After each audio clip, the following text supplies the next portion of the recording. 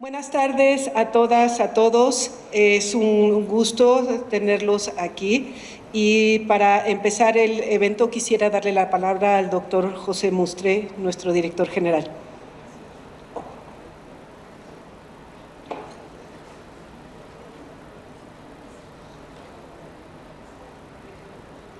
Muy buenas tardes. Me da mucho gusto que estemos aquí de nueva cuenta en eventos, aunque parece ser todavía semipresenciales. Entiendo que hay mucha más gente conectada de las que estamos aquí, pero bueno, espero que poco a poco se vaya restaurando las actividades presenciales en forma total. Fundamentalmente quería dar la bienvenida a todos, agradecer a la Fundación Miguel Alemán. Como sabrán, tenemos una historia de colaboración muy intensa desde, yo creo, hace más de 30 años y entre otras cosas, bueno, la Fundación es la que otorga esta distinción de la cátedra cada año. Si bien recuerdo, es al menos la tercera vez y la segunda que me toca a mí que hemos sido anfitriones de esta cátedra y me da muchísimo gusto esto. También quisiera resaltar el apoyo de la Fundación para el otorgamiento del Premio Miguel Alemán en Salud, en el cual hemos estado involucrados como parte del jurado, en algún momento también parte de la coordinación como institución. Y una parte que ha sido fundamental es el apoyo que ha brindado la Fundación a través de los estímulos a investigadores nuestros. Sobre todo en estos últimos tiempos, eso ha sido fundamental para que pues, la carrera de muchos investigadores que tenemos pueda tener un apoyo parcial y pueda continuarse con algunas cosas. Ese apoyo ha sido invaluable y pues a nombre de la institución lo agradezco mucho. A mí me da mucho gusto estar presente en un evento de la Fundación, en básicamente casi uno de mis últimos eventos como director de la institución, y además tener aquí presentes primero como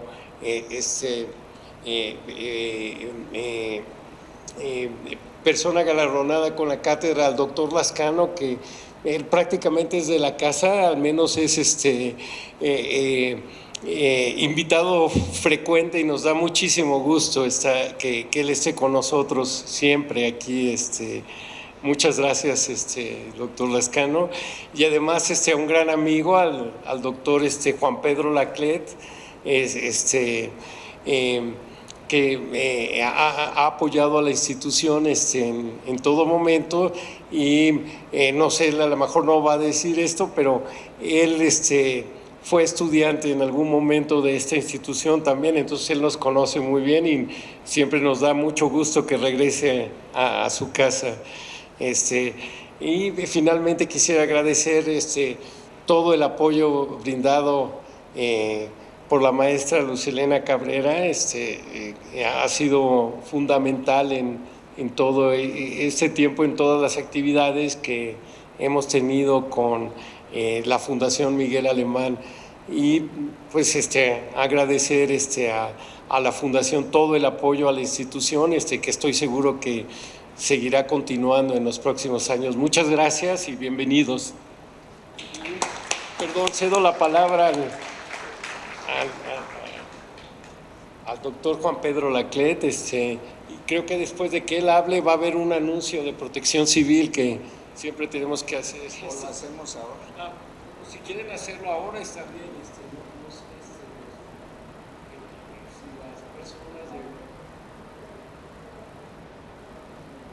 Si quieres, a ver, sí.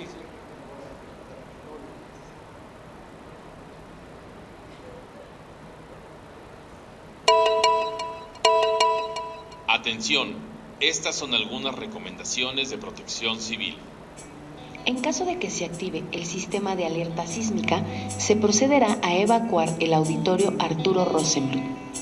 El inmueble cuenta con 2 puertas de emergencia laterales y 2 salidas frontales al inicio del auditorio. Le pedimos identifique la más próxima a usted. Ante un movimiento sísmico, se le pide replegar hacia las franjas laterales del inmueble. Una vez terminado el sismo, se procederá a la evacuación general del auditorio por las salidas de emergencia laterales y dirigirse a los puntos de reunión establecidos. Se le pide no obstruir los pasillos y rutas de evacuación señaladas. Recuerde conservar la calma. Gracias por su atención.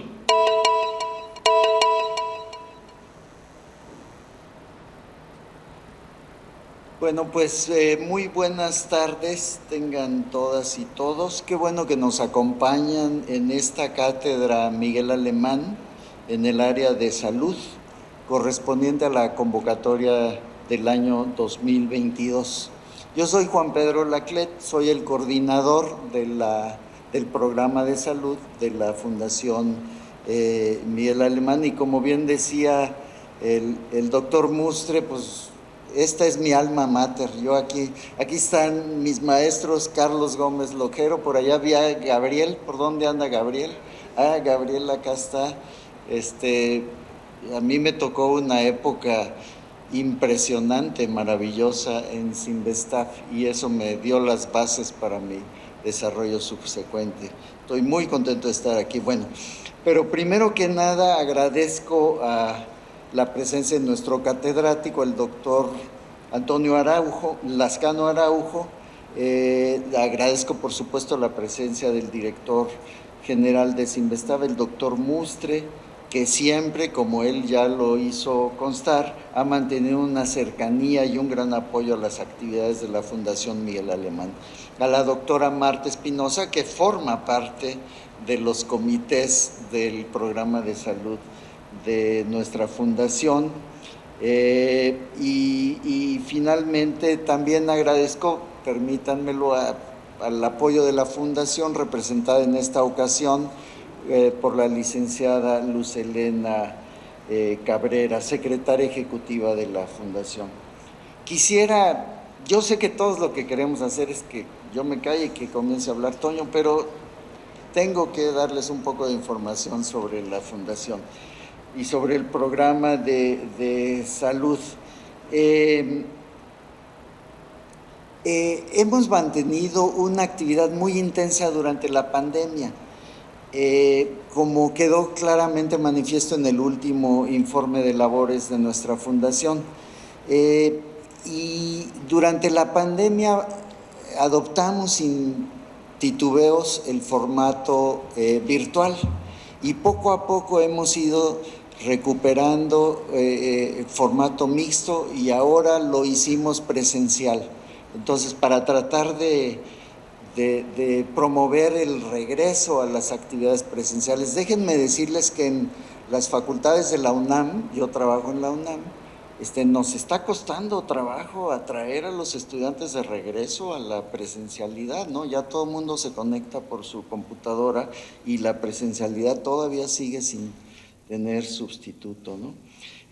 Y les quiero platicar muy brevemente las 3 actividades, ya las mencionó el doctor Mustre, las 3 actividades del programa de salud. Primero, estímulos a los investigadores, que son estímulos modestos, pero que tienen la gran virtud de que es dinero flexible, se puede utilizar, y aquí hay varios recipiendarios. Estaba por allá Polo, Vianney, han sido recipiendarios de estos estímulos, pero les puedo mencionar que durante 10-12 años que se han otorgado estos estímulos, se han beneficiado más de 300 programas de investigación en instituciones de enseñanza e instituciones de salud. Así que son modestos nuestros estímulos, pero les sirven mucho y de una manera muy crítica a los investigadores.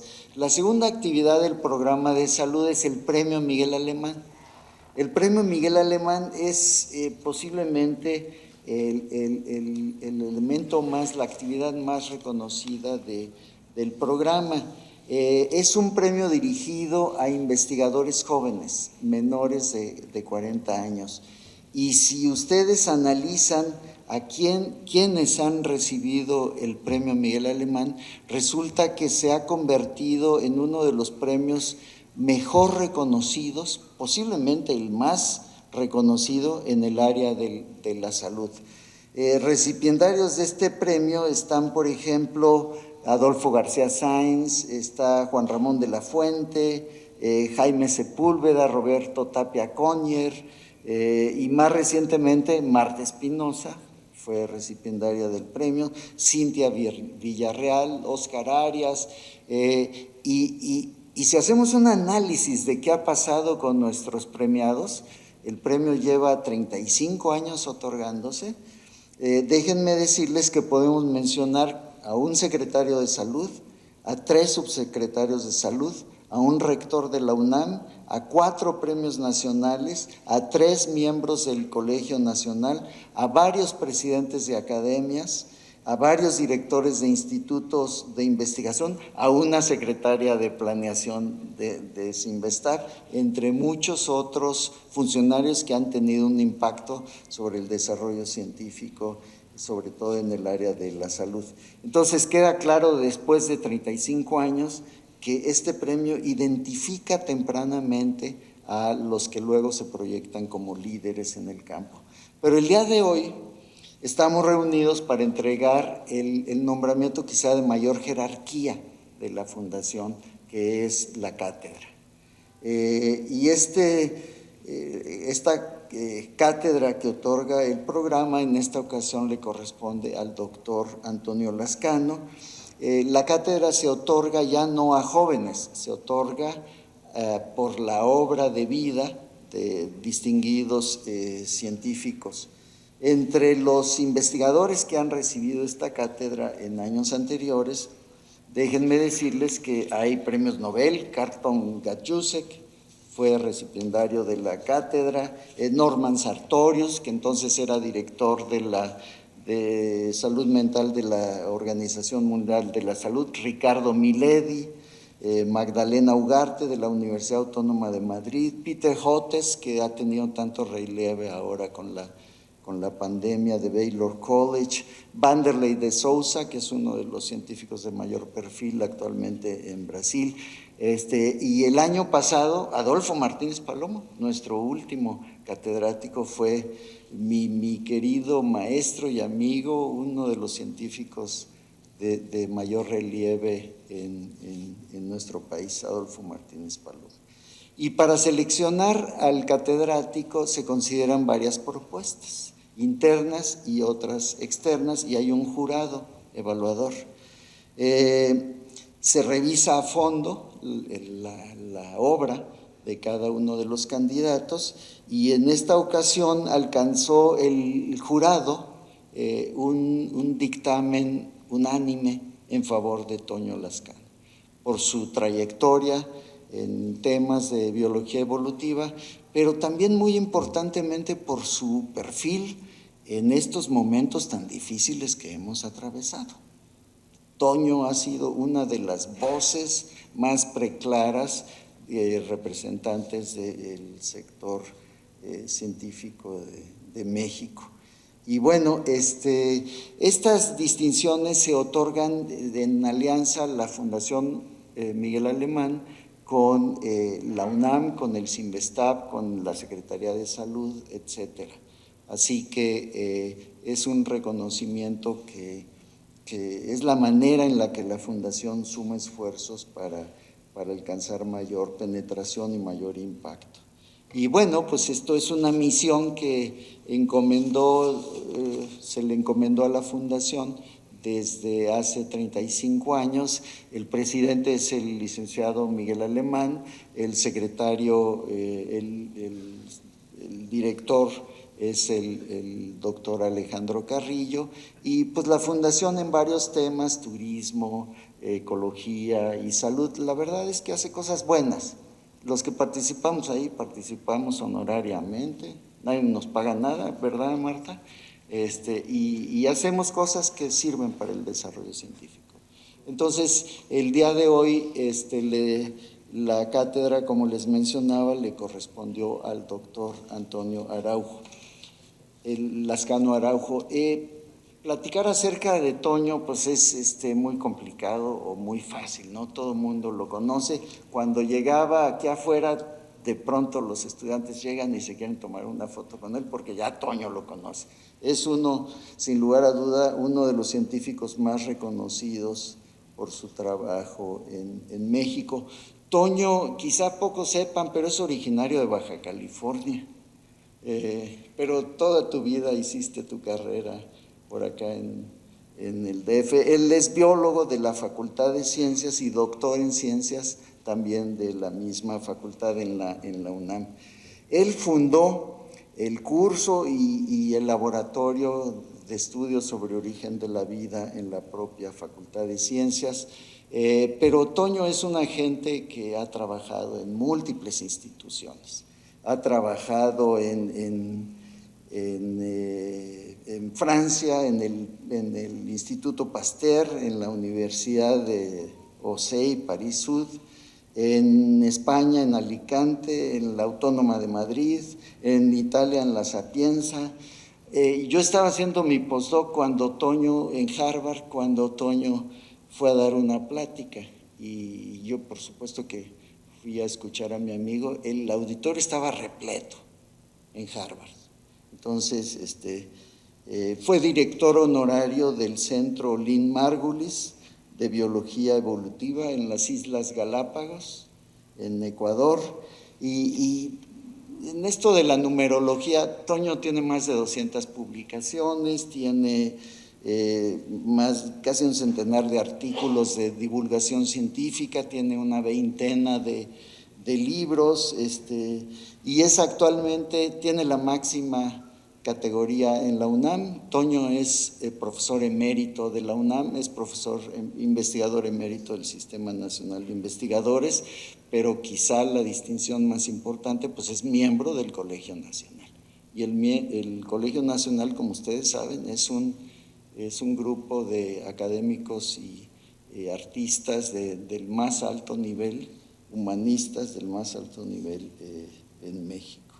Ha recibido numerosos reconocimientos, pero nada más déjenme decirles que ha sido doctor honoris causa de la Universidad de Milán, en Italia, del doctor honoris causa de la Universidad de Valencia, en España, de la Universidad Michoacana de San Nicolás de Hidalgo. Ha sido 2 veces presidente de la International Society for the Study of the Origin of Life. Ha sido premio Universidad Nacional en el área de investigación en ciencias naturales, medalla Alfonso Herrera, etcétera, muchas distinciones. Así que para no tomar más tiempo y concentrarnos, arrellánense en su asiento y vamos a disfrutar de la cátedra del doctor Antonio Lascano. Muchas felicidades. Procedemos a entregarle al final el reconocimiento, si le parece al señor director, ¿sí? Adelante, Toño.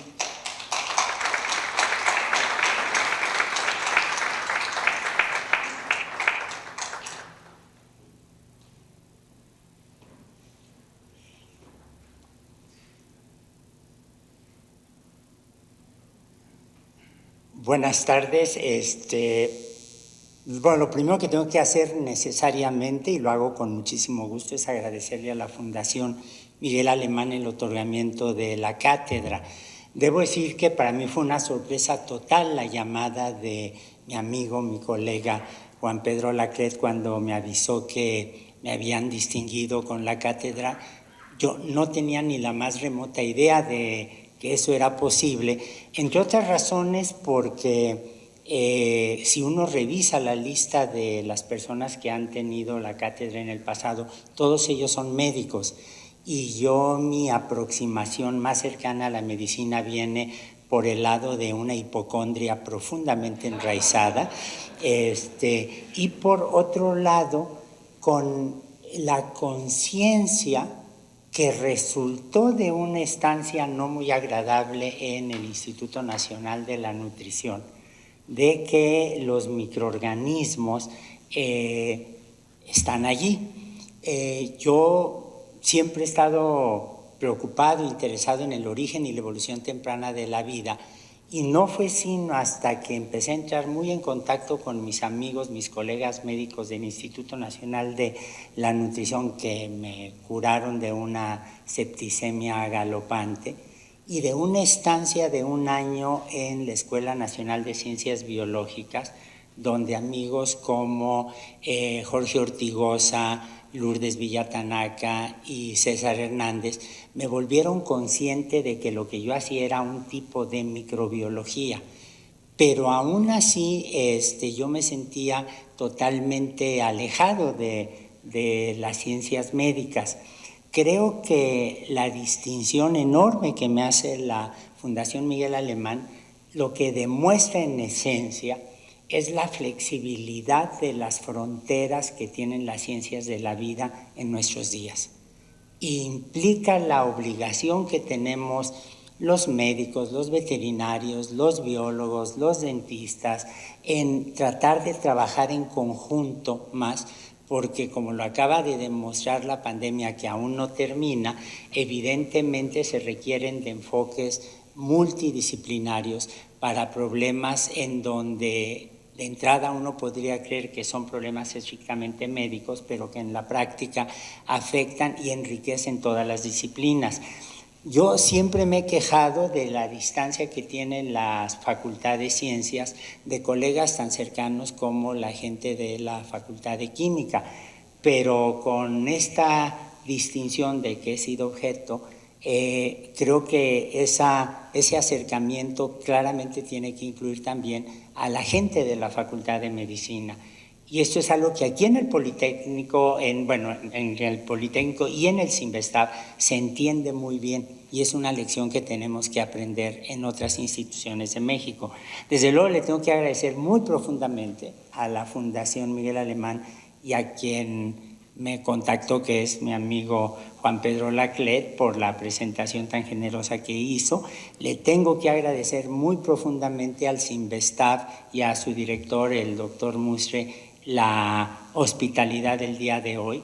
El doctor Mustre decía, y no es una metáfora para mí, que aquí me siento en casa, pero es que yo creo que cualquier miembro del CINVESTAB se tiene que sentir en casa en la UNAM, en la UAM, en Chapingo, y eso vale para todos nosotros. Todos nos tenemos que sentir en nuestros hogares intelectuales, académicos, muy claramente.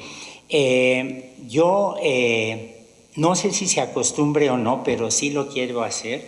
Le quiero dedicar esta charla a 2 amigos muy queridos de aquí del CINVESTAB que me han enseñado más de lo que ellos imaginan sin habérselo propuesto. Uno de ellos es desde luego el doctor Adolfo Martínez Palomo y el otro es el doctor Carlos Gómez Lojero, de quien no solamente aprendí muchísimo sobre los cloroplastos, sino que además lo aprendí por un mecanismo casi lamarquiano, porque hace 30 años el doctor Gómez Lojero me dio sangre justo cuando la necesitaba yo, y esas son cosas que es muy difícil olvidar. Bien, ya dije que no soy médico, tampoco soy historiador, pero he tenido la suerte de muy tempranamente en mi carrera poder interaccionar en momentos que habrá que analizar en otras circunstancias por qué se dieron, de interaccionar con una serie de figuras extraordinariamente relevantes en el estudio del origen y la evolución temprana de la vida, y una de ellas fue Lynn Margulis, que no solamente fue una de las mejores amigas que he tenido, sino también una de mis mejores maestras. Es una persona que cambió totalmente mi visión de la biología.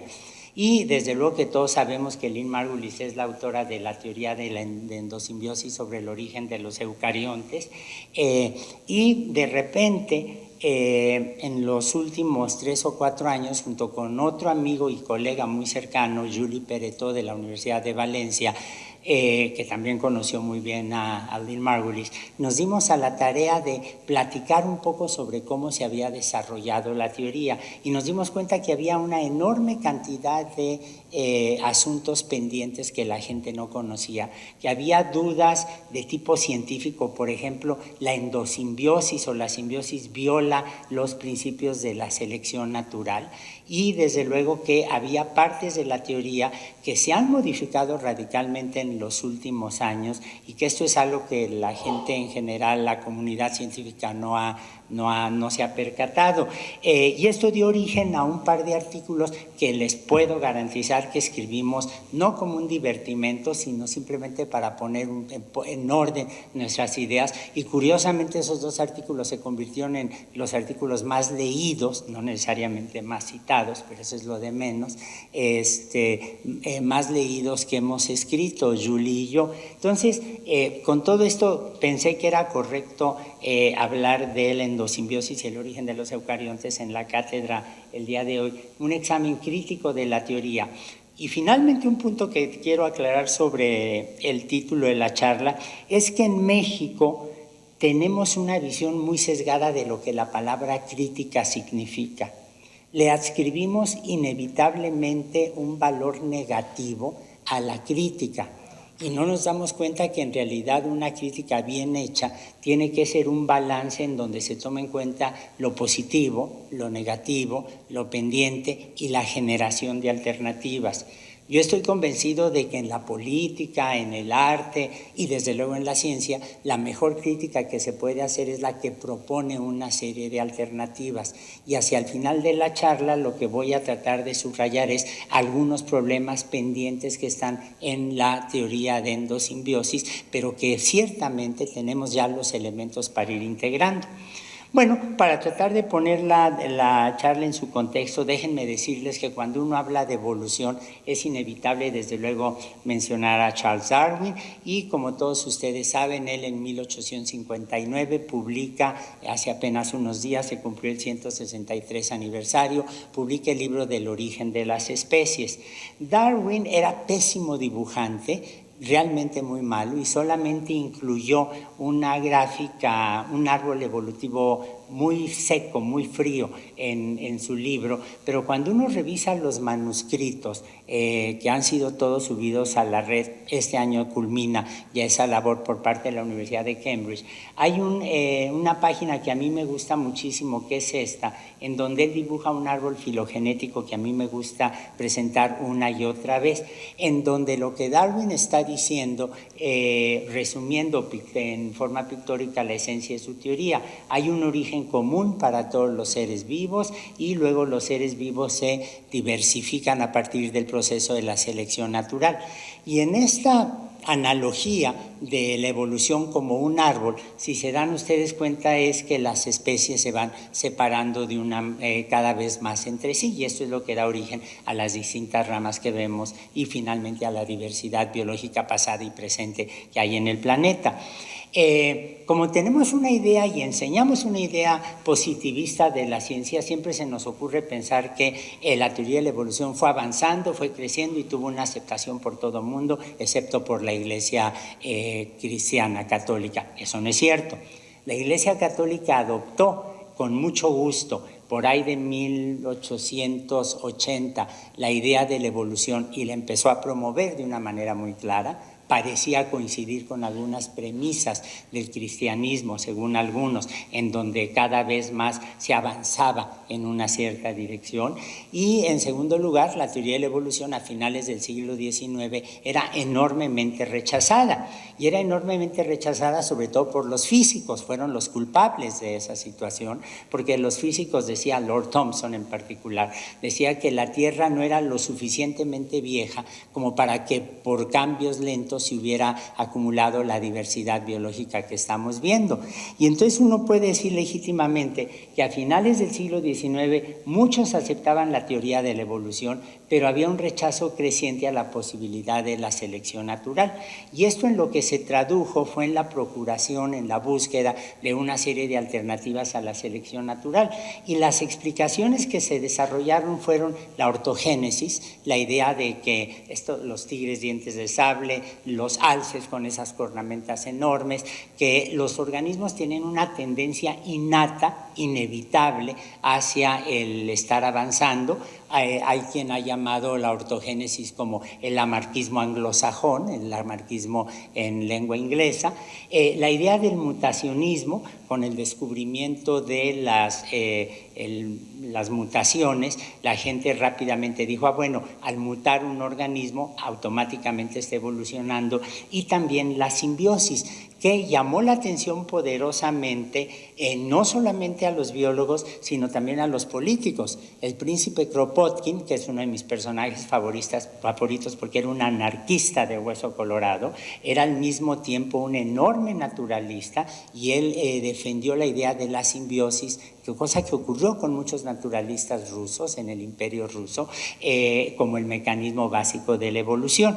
Y la idea de la simbiosis rápidamente se volcó hacia la endosimbiosis porque por esas épocas el descubrimiento de mejores y mejores microscopios dio como resultado el descubrimiento de la presencia de cloroplastos en el interior de las células vegetales, y la conciencia de que los cloroplastos se dividían por bipartición. Y si ustedes leen los primeros trabajos de descripción de los cloroplastos en el siglo XIX, y les sugiero que lo hagan porque son absolutamente extraordinarios, la gente aceptaba la idea de que los cloroplastos podían ser bacterias que vivían en el interior de las células vegetales, la idea de la endosimbiosis.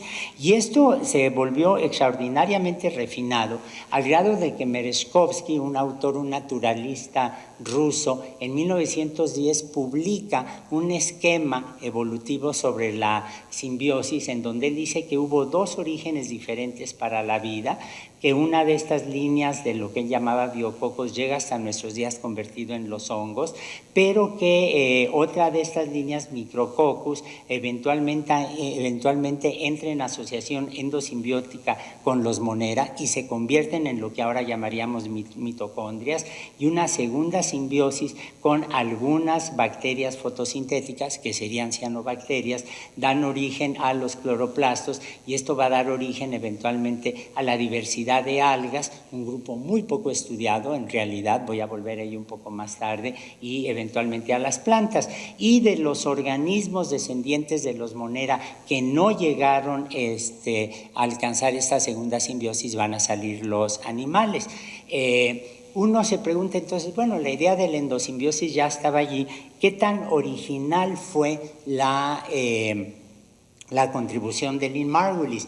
Y aquí yo creo que hay un dejo de misoginia, hay que decirlo, en donde una serie de personas siguen negando la contribución de Lynn Margulis con respecto a la teoría endosimbiótica. Pero cuando uno revisa la historia, y créanme que lo he leído, la he revisado con mucho cuidado, uno descubre que sí, Merezhkovsky, Kosopoliansky, Famitsyn, Walling en los Estados Unidos hablaban de endosimbiosis, pero cuando uno revisa los textos se da cuenta que eran especulaciones que tenían muy poco sustento. Era un poco como decir, bueno, se metió una bacteria dentro de otra célula y de ahí salen los cloroplastos, pero no había el contexto, el análisis evolutivo completo, y en realidad estas eran conclusiones derivadas de esta atmósfera en contra del darwinismo que prevalecía a finales del XIX, principio del siglo XX. En cambio, como voy a tratar de demostrarles hoy, Lynn Margulis propone un esquema multidisciplinario extraordinariamente brillante, asombroso desde cualquier óptica, y hace predicciones específicas. Y hay un punto que quisiera subrayar. Hoy en día hablamos de Merezhkovsky, Kosopoliansky, Famitsyn, etc. Gracias a Lynn Margulis. Lynn Margulis dedicó un esfuerzo enorme desde su primer trabajo hasta prácticamente los últimos días de su vida a recuperar la historia de lo que ella consideraba sus precursores, de manera que ciertamente ella reconocía que había estas ideas, pero en modo alguno las minimizó. ¿Cómo fue que Lynn Margulis se interesa en la endosimbiosis. Bueno, en Estados Unidos había un biólogo absolutamente excepcional, Edmund Wilson, un microscopista que hizo la mayor parte de su carrera en Suiza, regresa a Estados Unidos y escribe un libro que lo pueden bajar de la red. Es un libro que lo lee uno de veras todavía con muchas ventajas. El libro se llamaba The Cell, Its Development and Inheritance. Y Wilson, que era uno de estos americanos, traten de pensar, por ejemplo, en Edith Watson o traten de pensar en Henry James, estos americanos que voltean hacia Europa. Tenía una cultura biológica extraordinariamente refinada, conoce muy bien el trabajo que los europeos conocían, los Estados Unidos, y en Latinoamérica no se ha investigado el asunto, hay que decirlo, sobre la idea de endosimbiosis, y en su libro, que es un libro absolutamente maravilloso, vale la pena leerlo, insisto, los incluye. Y en este libro, en realidad, él resume de una manera tan espléndida lo que se sabía sobre la estructura de las células, sobre todo las células eucariontes, que todavía en los años 50, 60 del siglo pasado, este libro era utilizado como texto en muchas universidades estadounidenses. Y una de las personas que utilizaba ese libro era Hans Ries, un profesor de la Universidad de Wisconsin, suizo, que eventualmente descubre la presencia de DNA en los cloroplastos. Esto es una fotografía de clamidomonas que todos reconocen rápidamente por el cloroplasto, los cloroplastos, cómo se deforman con esta forma de copón. Y Hans Ries fue profesor de Lynn Margulis cuando ella estaba haciendo la maestría. Y Lynn Margulis ha contado exactamente lo que pasó en una época en que poco a poco, gracias al trabajo de Stanier y algunos otros microbiólogos, la gente aceptaba la idea de que la gran separación evolutiva no es entre plantas y animales, sino entre procariontes, el término, esa es la gran diferencia entre el Politécnico, el CIMVESTAB y la UNAM, que aquí dicen procariotes y eucariotes, y nosotros decimos procariontes y eucariontes. Una N no nos tiene que separar más allá de las reglas de eufonía del griego, pero ustedes saben que los procariontes tienen el DNA flotando más o menos libremente en el interior de la célula, y los eucariontes tenemos cuando menos una membrana nuclear.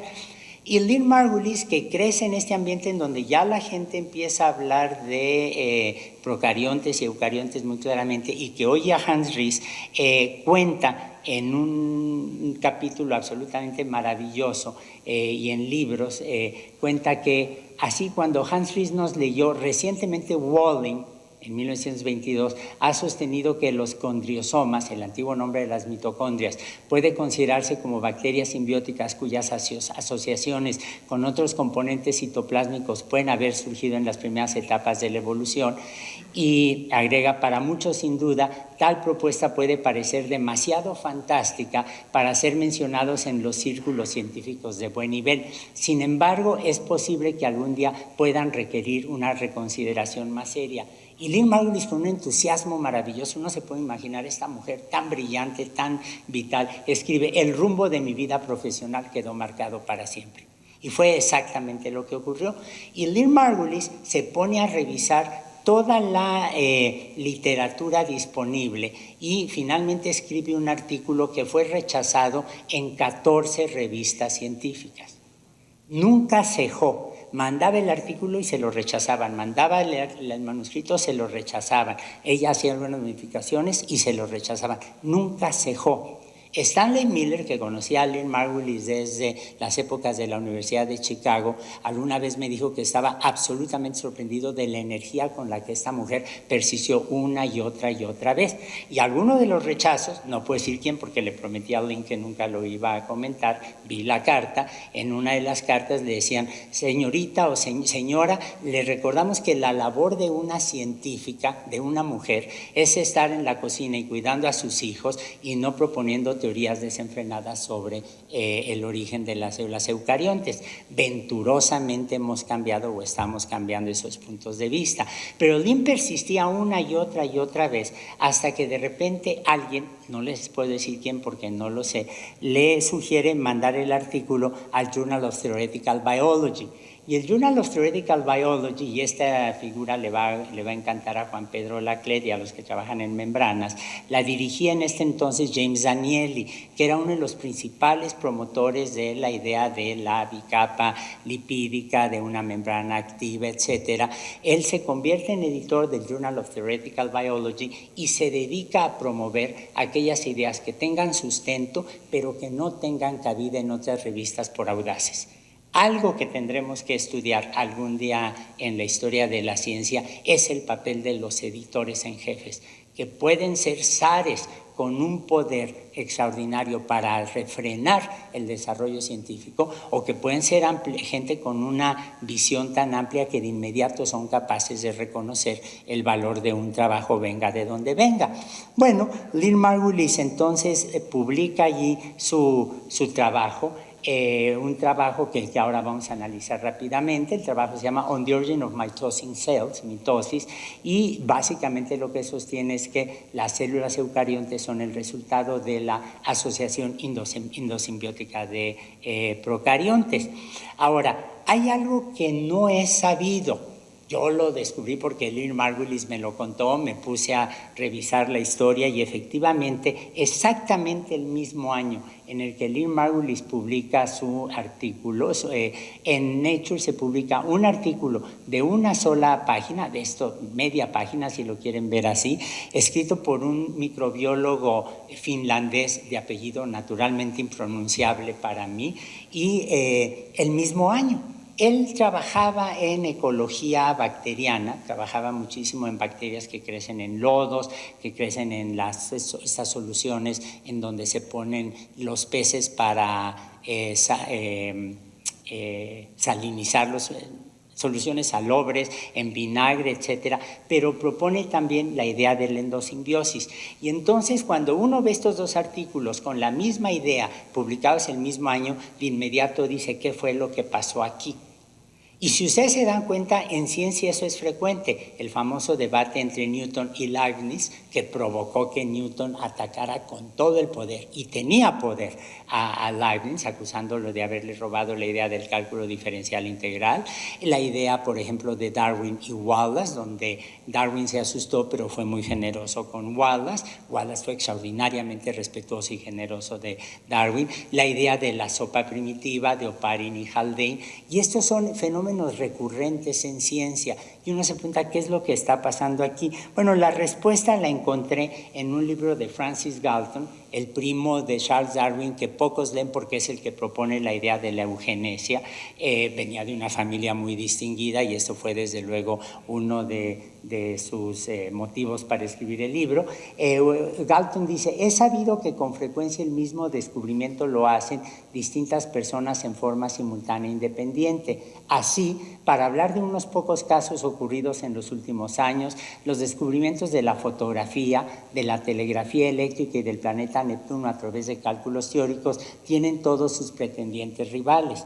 Parecería que los descubrimientos se hacen generalmente cuando el tiempo es propicio para ellos, es decir, cuando las ideas de las que fluyen naturalmente están fermentando en la mente de muchos hombres. Cuando las manzanas están maduras, un incidente insignificante bastará para decidir cuál de ellas caerá primero de su tallo. Así, a menudo un evento pequeño será el que determine cuál será el científico que primero hará y publicará un nuevo descubrimiento. Y creo que esto resuelve el problema y al mismo tiempo señala la diferencia que hay entre las ciencias y las artes. Si no hubiéramos tenido a Newton, de cualquier manera tendríamos el cálculo diferencial integral. Si no hubiéramos tenido a Darwin, de cualquier manera tendríamos la teoría de la selección natural. Si no hubiéramos tenido a Mozart, no tendríamos Don Giovanni. ¿Se dan ustedes cuenta que aquí hay una diferencia extraordinariamente fuerte que se resume probablemente en la frase de Claude Bernard de que el arte es el yo, la ciencia somos los nosotros? Los descubrimientos científicos se hacen gracias a la acumulación del conocimiento del pasado, a las mentes audaces, frescas del momento. Frescas no significa necesariamente jóvenes, y esto requiere de una continuidad histórica, social, de apoyo económico que tiene que persistir en el tiempo. De manera que se dan ustedes cuenta que La coincidencia del descubrimiento de Lynn Margulis y del finlandés cuyo nombre no puedo pronunciar es simplemente resultado de esta dinámica que es muy propia de la ciencia. El otro punto que quisiera hacerles notar es que Lynn Margulis publica su artículo con un apellido que corresponde a su apellido de casada, Lynn Sagan, porque ella se acababa de casar con Carl Sagan. Lynn Margulis había vivido en México cuando terminó la carrera de biología a los 16 años en la Universidad de Chicago. Decidió que se quería dedicar a la etnobotánica y se vino a trabajar a Tepoztlán con Oscar Lewis, el antropólogo de la pobreza. Y cuando a mí me presentaron, Joan Oro me presentó con Lynn Margulis en Estados Unidos y le dijo que yo era mexicano, Lynn Margulis me empezó a saludar y hablar en náhuatl y le tuve que confesar que podía hablarle en español, le podía hablar en inglés o en otras lenguas, pero que no sabía náhuatl. Lynn era una lingüista nata. Y al cabo de un año de estar en Tepoztlán, donde había aprendido a náhuatl, llegó Carl Sagan manejando un Cadillac, ella lo cuenta con mucho disgusto, desde Chicago para pedirle que se casara con ella. Y ella finalmente lo hace. Pero estamos hablando de Carl Sagan, y lo menciono, no porque me interese la vida privada de dos personajes muy conocidos, sino porque Carl Sagan no solamente fue este gran divulgador de la ciencia, sino que además fue el representante de un brinco radical que sufrió la astronomía en ese momento, cuando se abre la astronomía planetaria. Antes de la generación de Carl Sagan, lo que la gente hacía en astronomía era básicamente astronomía galáctica y extragaláctica. Con el lanzamiento del Sputnik por parte de los soviéticos y la creación de la NASA, se da un impulso nuevo hacia la astronomía planetaria, y Lynn Margulis contaba con mucha naturalidad cómo el matrimonio con Carl Sagan en realidad le introduce con los planetólogos, que empiezan a hablar, por ejemplo, de la evolución de las atmósferas de planetas, de las diferencias entre la Tierra y otros planetas del sistema solar, y esto Lynn lo va a incorporar. Carl Sagan la introdujo con los astrónomos, pero ella despegó rápidamente con una energía absolutamente extraordinaria, y cuando uno ve su artículo, resulta que es un artículo de biología en donde se habla mucho de astronomía planetaria, de cambios en las atmósferas de los planetas y de este diálogo, si lo quieren ver así, entre los seres vivos y su entorno.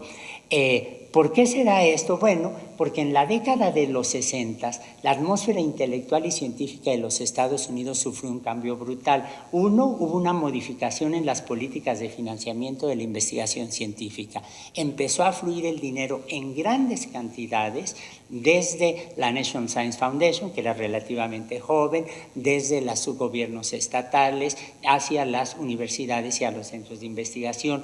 Esto da como resultado el crecimiento del aparato científico y educativo. Enormemente es cuando se fundan muchos departamentos de ciencia en Estados Unidos, y en tercer lugar da desde luego origen al desarrollo, este desarrollo enorme de las ciencias planetarias gracias a la NASA.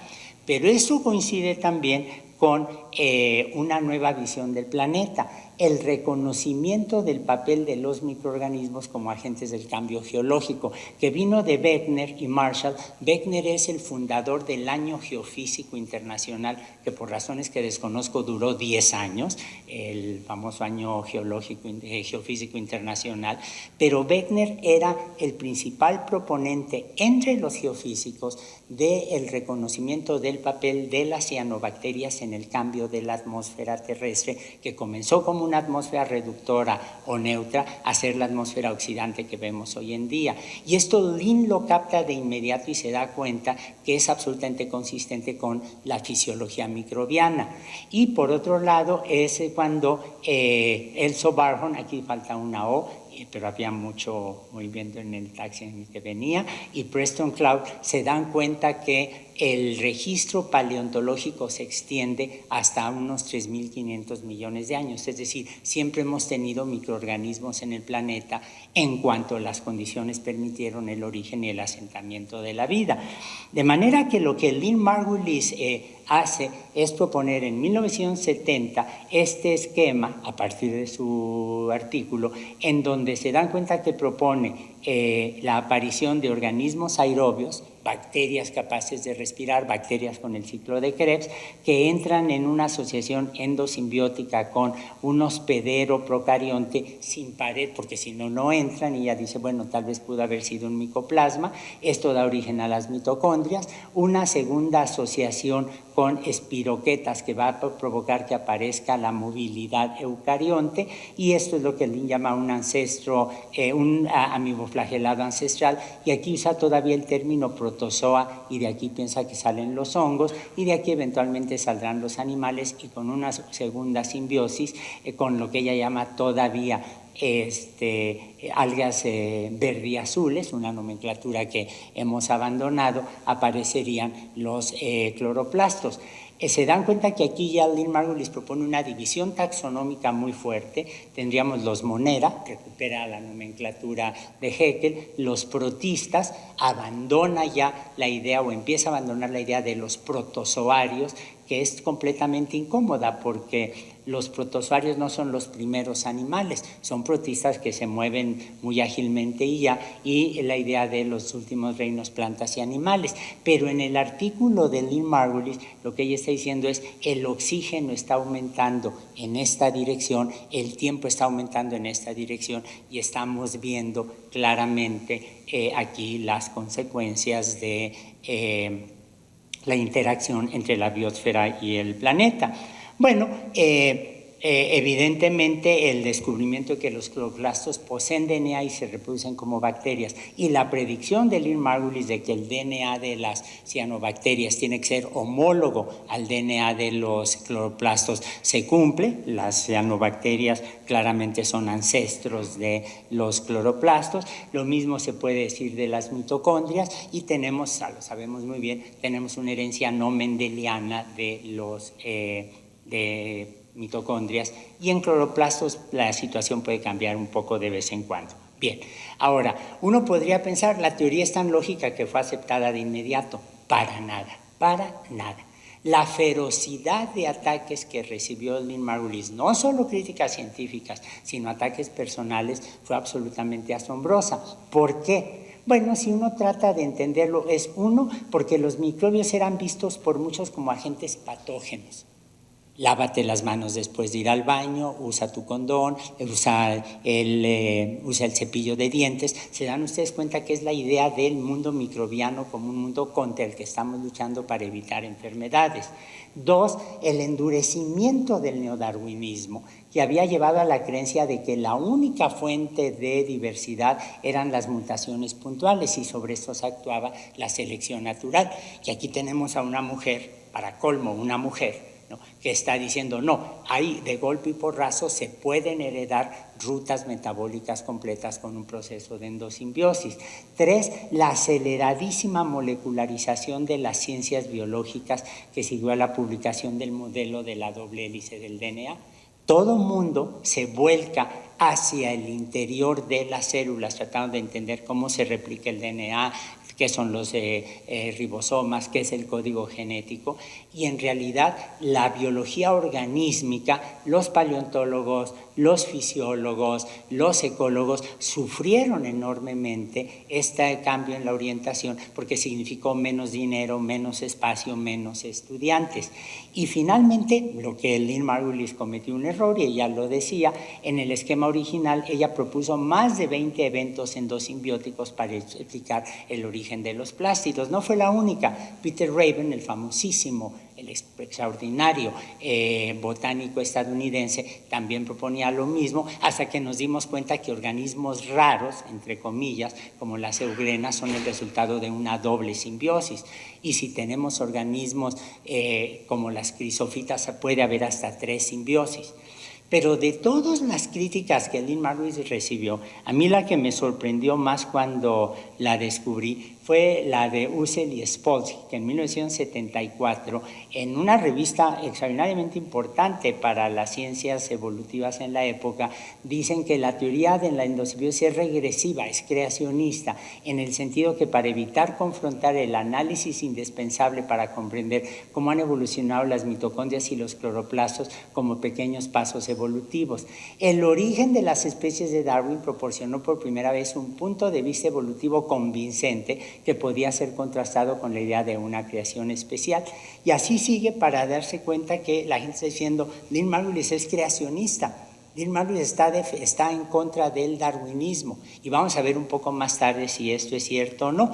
Pero al margen de estas críticas, hubo dos personajes en México que se dedicaron a promover extraordinariamente la teoría de la endosimbiosis. Una de ellas fue mi amigo Carlos Gómez Lojero, aquí desde el Cinvestav, y el otro fue Jesús Manuel León Cázares, que desafortunadamente falleció hace unos pocos meses, que con un entusiasmo notable nos hacía leer los sobretiros. Yo no tomé clase con él, pero igual iba a sus cursos. Nos hacía leer los sobretiros del Scientific American para leer la teoría de endosimbiosis, la criticaba y se convirtieron ellos dos en los personajes. Así de joven es la teoría en nuestro país.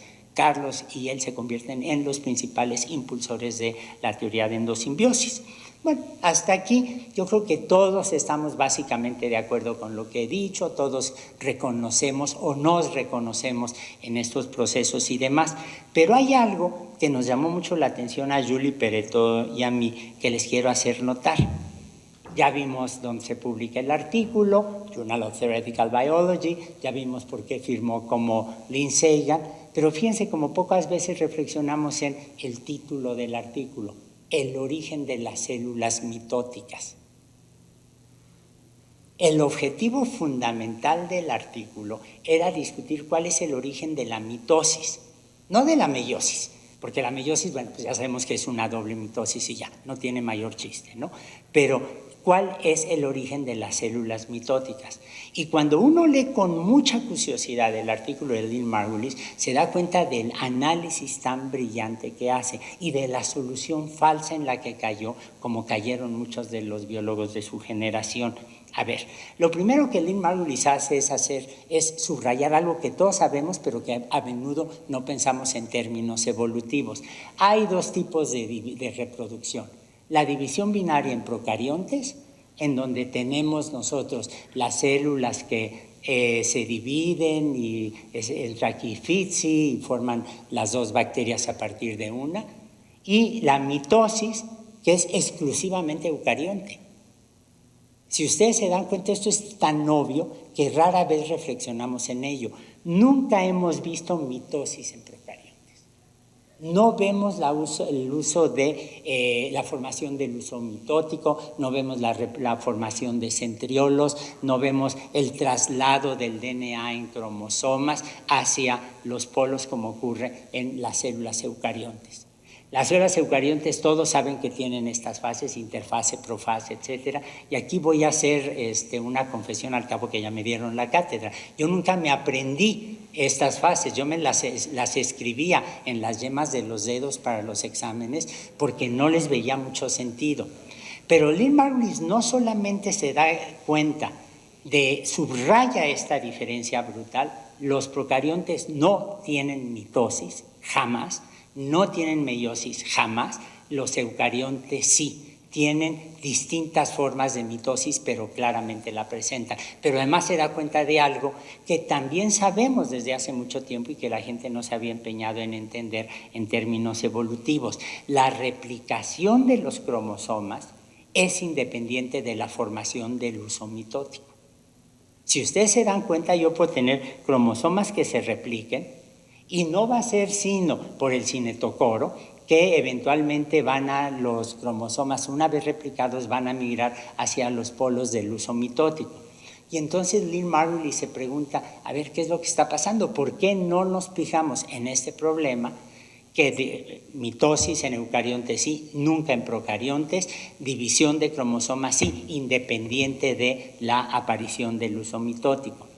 Pero no solamente eso, sino además, como todo mundo había observado desde mucho tiempo atrás, los centriolos se replican fíjense que estoy usando el término replicar, que el Lynn Margulis no hubiera usado en su momento, y son los que dan origen al centrómero.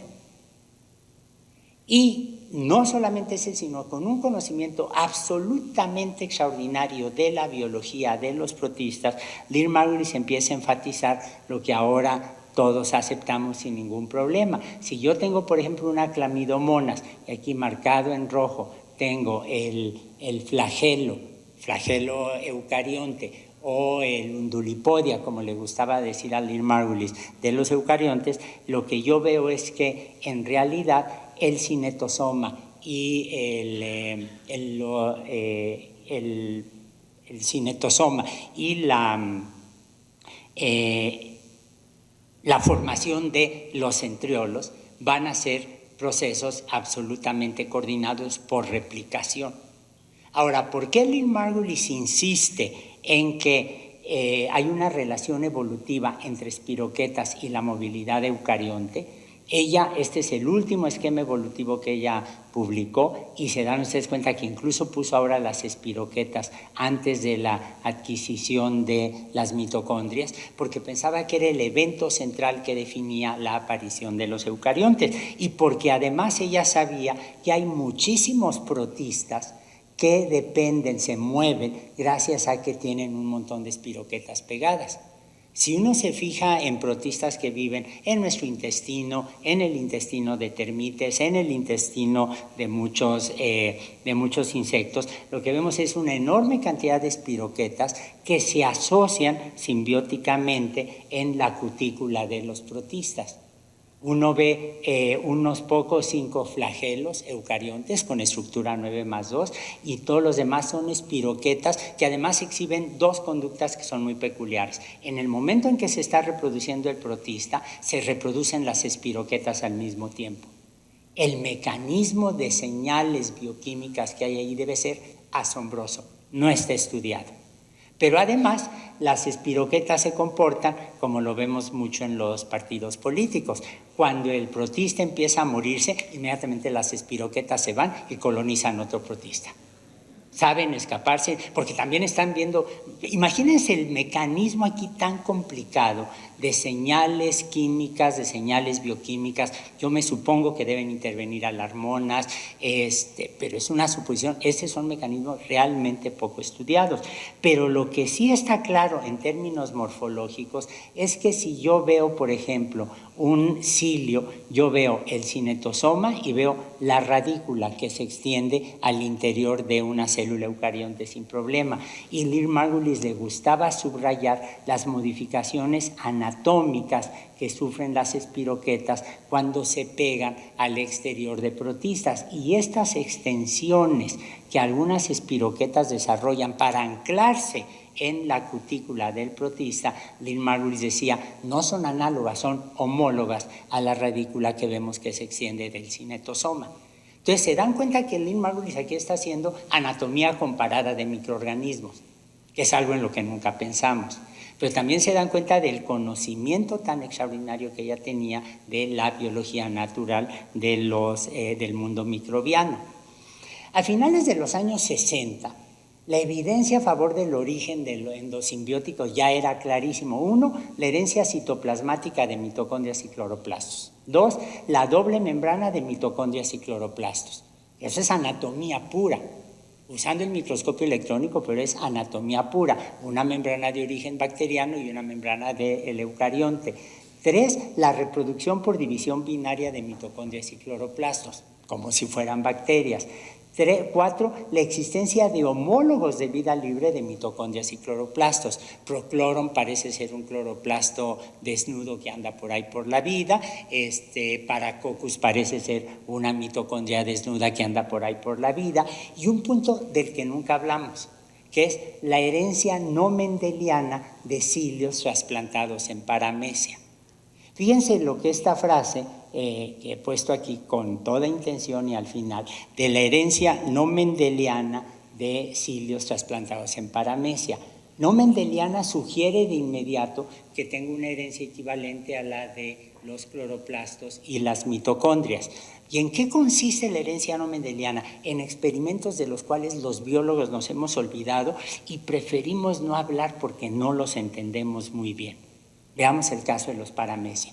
Todos ustedes conocen los paramecia desde secundaria, tienen la forma de suela de zapato, le pone uno algunos pelitos que son los cilios, y los cilios, como ven ustedes, en realidad no están distribuidos aleatoriamente en la superficie del paramecio, sino que siguen estas especies de surcos que Lynn Margulis, que nunca olvidó su amor por México, decía, son como milpas en donde están los cilios allí. Y tenemos el orificio bucal y demás. Antes de que Escherichia coli empezara a dominar los sueños y las pesadillas de los genetistas bacterianos, en realidad algunos microbiólogos, algunos genetistas se asomaron a otros modelos biológicos. Si ustedes se fijan, la biología que aprendemos y la biología que enseñamos depende del ratón, de las levaduras, de Arabidopsis, de Escherichia coli y de unos pocos virus. Pero la diversidad biológica es infinitamente mayor. Y en los años 50, un genetista muy notable estadounidense, Tracy Sonneborn, empezó a ver la genética de protistas y le llamó la atención la genética tan complicada que tienen los ciliados. ¿Se acuerdan? El macronúcleo, el micronúcleo, las partículas capa, esto que nos enseñan y que rápidamente nos olvidamos de ello.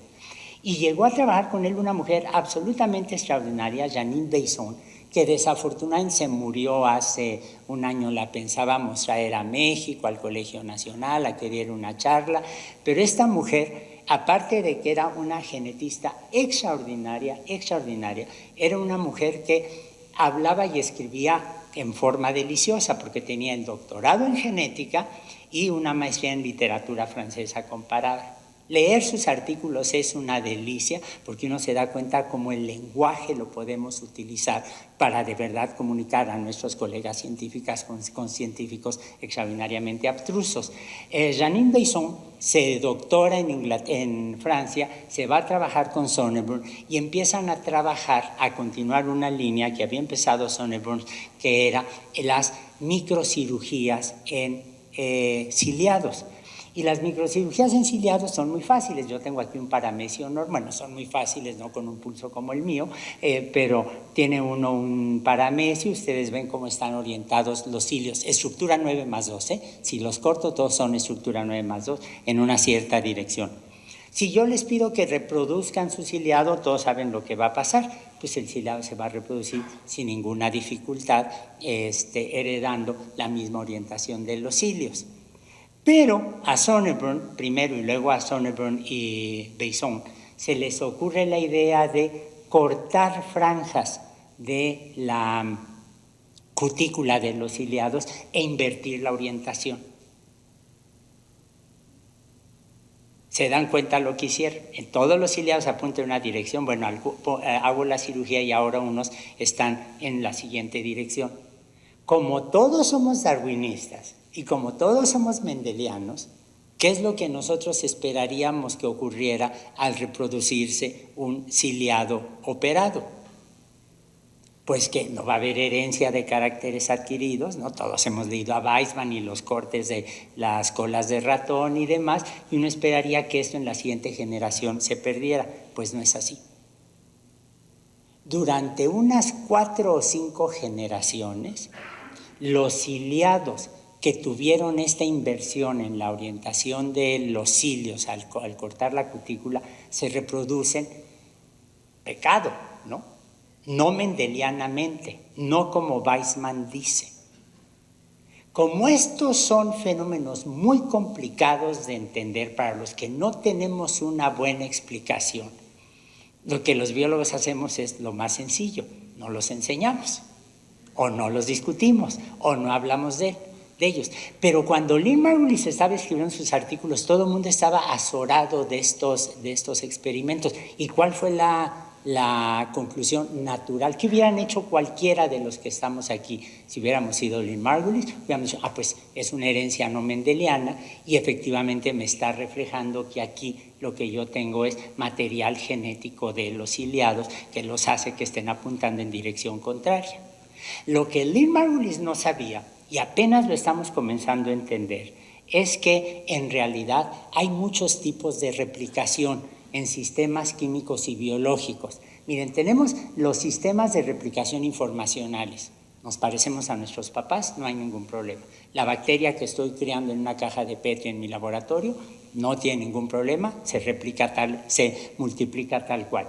Tenemos sistemas autocatalíticos no informacionales, algo que desarrolló con muchísimo cuidado Leslie Orgel en este artículo publicado hace 30 años, en donde lo que yo puedo tener son reacciones químicas como la reacción de la formosa, la polimerización del formaldehído con un poquitito de acetaldehído en condiciones básicas, y la reacción empieza a multiplicarse. Realmente me da muchas reaccioncitas de formosa, encuentro un montón de formación de azúcares, o tenemos los liposomas que se replican.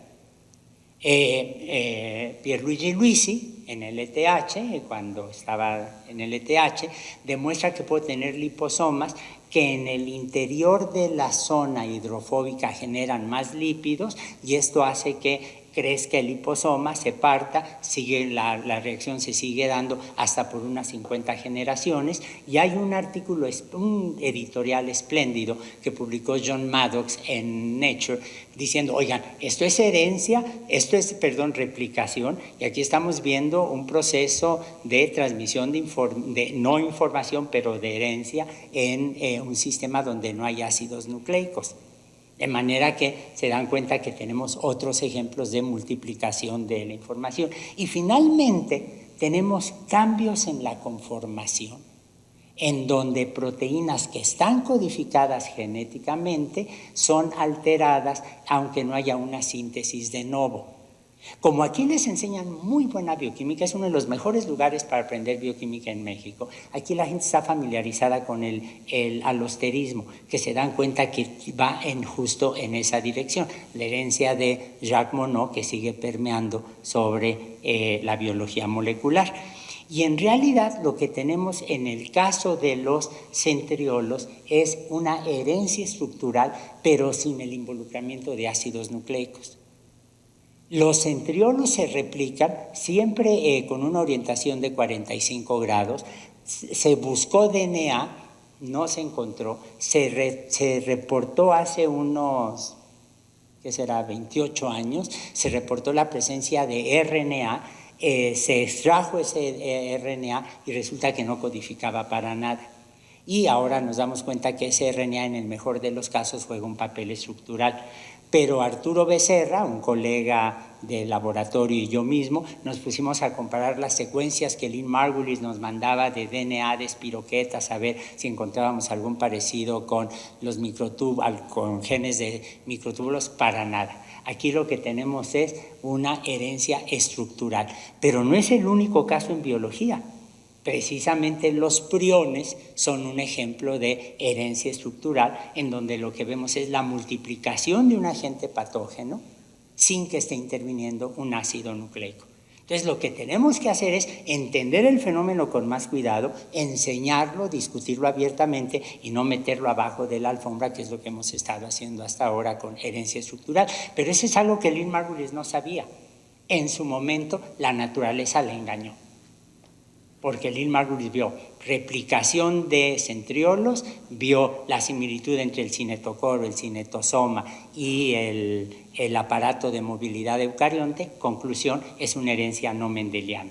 De manera que se dan ustedes cuenta que estaba perfectamente justificado para su tiempo lo que Lynn Margulis estaba proponiendo. En 1970, Lynn Margulis publica además un libro absolutamente extraordinario. El primer libro que ella publica en 1970, y ella cuenta, bueno, como tuvo un embarazo difícil con su hija Jennifer, en lugar de quejarse se quedó en su casa y escribió el libro. El primer manuscrito del libro se perdió, se lo perdieron.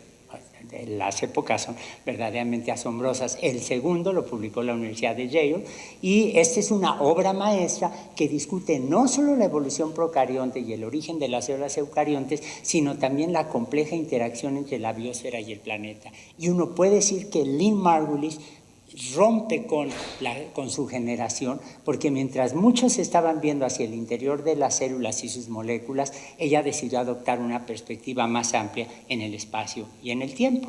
Y luego publica, unos 11 años más tarde, un libro que es una delicia de leer, Symbiosis and Cell Evolution, en donde resume, elabora, concreta todos los elementos de su teoría, pero desde luego que sigue pensando en que hay una herencia no mendeliana de los cilios, convencida de que descendían de las espiroquetas.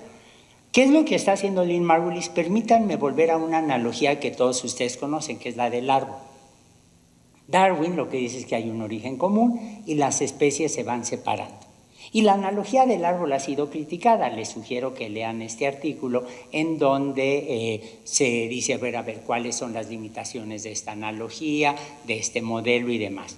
Pero lo que Lynn Margulis está diciendo es, supongamos que efectivamente la evolución la puedo representar como un árbol. Lo que yo voy a tener son ramas que se fusionan. Tenemos la anastomosis de las ramas, aunque sean parte del mismo árbol. Y buscando en la red, no me entretengo tanto en la red como otros, pero buscando en la red me encontré un ejemplo todavía mejor de esta anastomosis, que es este árbol, que se fusionó con una rama que salía de él, y luego se perdió esta parte de la rama y se dan cuenta que es como las mitocondrias. Las mitocondrias se metieron al interior de las células, pierden muchísimos genes, eso es típico de Amparo Latorre en la Universidad de Valencia, es la que ha estudiado con mucha precisión los mecanismos de pérdida de genes de cloroplastos y en mitocondrias, y se dan cuenta que la mitocondria es como un arbolito mocho, es como una rama mocha, ya no puede vivir por su cuenta, no puedo cultivar mitocondrias por mi cuenta. Pero se dan cuenta que en el origen era sencillamente este fenómeno de anastomosis. Esto es tan complicado que la pregunta que la gente se ha hecho, bueno, y hay una oposición entre la endosimbiosis y la selección natural, y es un fenómeno que Julie Peretto y yo decidimos analizar y veamos. ¿En qué se parece la endosimbiosis? ¿A qué se parece? A la conjugación y el sexo meiótico, seguido de fertilización, porque se dan cuenta que es un proceso combinatorial de cambio evolutivo, es decir, es un mecanismo adicional que me genera más variabilidad genética. En segundo lugar, la adquisición endosimbiótica de genes y genomas es un proceso aleatorio, es decir, es independiente de las ventajas evolutivas que puede conferir a los organismos en un ambiente específico. No es que de repente una célula diga, a ver, ahora quiero mitocondrias, porque esto me da ventajas. No, hay muchos eventos que fallaron en la historia de la Tierra y de los que no sabemos nada. Pero se dan cuenta que es totalmente aleatorio. Cuando se da una combinación que ante ciertas presiones de selección tiene un valor específico, persiste. Selección natural en su sentido más puro. Y finalmente, no se olviden que los rasgos biológicos adquiridos por endosimbiosis poseen una historia previa que está definida por los filtros de la selección natural. Atrás de Procloron hay una historia complicadísima, atrás de Paracocos hay una historia complicadísima, pero es una historia que puedo recuperar. Eso Lynn Margulis insistió mucho, si me fijo en las secuencias y en el ambiente en el que estos ancestros de cloroplastos y mitocondrias se desarrollan. Bueno, entonces ahí está, la teoría simplificada en una versión que a Lynn le daba un poco de vergüenza, pero que es muy nostálgica para muchos de nosotros. Ahí ven ustedes la teoría de endosimbiosis, pero fíjense que curiosamente en un mecanismo, dirían los griegos deus ex machina, de repente aparece el núcleo. Lynn Margulis decía, bueno, el núcleo seguramente aparece como una forma de proteger al DNA de la oxidación, pero cuando uno ve la teoría, en realidad esa es la parte más frágil de la teoría. Otra vez Lynn Margulis fue víctima de los años, se adelantó mucho antes de que supiéramos muy bien cuál podría ser las afinidades evolutivas del nucleocitoplasma. Y otra vez insistamos, o sea, si yo tengo un eucarionte, la diferencia es que voy a tener aquí cuando menos una membrana nuclear. No se olviden que hay eucariontes que son más eucariontes que nosotros. Giardia tiene 2 núcleos, se ve como visquita cuando uno lo ve en las fotografías al microscopio electrónico, pero es más eucarionte que cualquiera de nosotros. No sabemos bien a bien cómo funcionan las expresiones de genes, las interacciones entre los dos sistemas. Si lo quieren saber bien, pregúntenle a Adolfo Martínez Palomo y a su grupo. Pero se dan ustedes cuenta que en realidad lo que yo necesito es un núcleo. Ahora, ¿se pueden encontrar estructuras equivalentes en los procariontes? Y la respuesta es sí. Un grupo australiano le mandó a Lynn Margulis un reporte de Gymnata obscuriglobulus, que es de Planctomices, es una bacteria, Planctomices identificada con 16 RNA ribosomal, y ellos reportaron la presencia de una membrana interna en cuyo interior está básicamente la mayor parte del DNA del procarionte.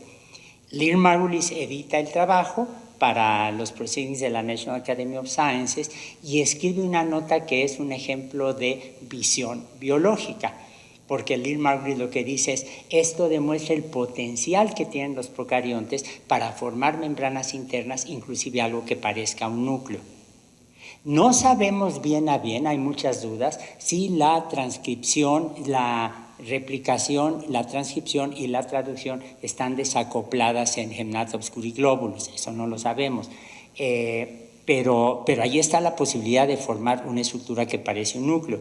Y hace no mucho, hace unos meses, se publicó una bacteria gigante, Thiomargarita. La que lo estudió fue una estudiante, bueno, no es una estudiante, es una investigadora mexicana que está en Francia. Y vean el tamaño de la bacteria, que es más grande que un tardígrado.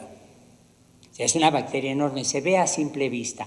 Y los autores reportan cómo en realidad aquí en una serie de vesiculitas está la mayor parte del DNA de las bacterias. Es decir, los procariontes pueden tener sistemas de membrana interna que son análogos al núcleo de los eucariontes. Pero si me fijo en el núcleo de los eucariontes, se dan ustedes cuenta que en realidad el núcleo de los eucariontes, la membrana nuclear, es parte de la membrana citoplasmática. Claramente, yo puedo hablar del núcleo citoplasma como una unidad filogenética, funcional, genética, evolutiva, pero para esto requiero de una membrana que sea extraordinariamente flexible y resistente. Y uno puede decir en realidad que el núcleo citoplasma es una unidad anatómica y funcional perfectamente definida, pero el núcleo presenta, junto con el retículo endoplásmico, una unidad, una continuidad ontogenética y anatómica con la membrana plasmática de la célula eucarionte.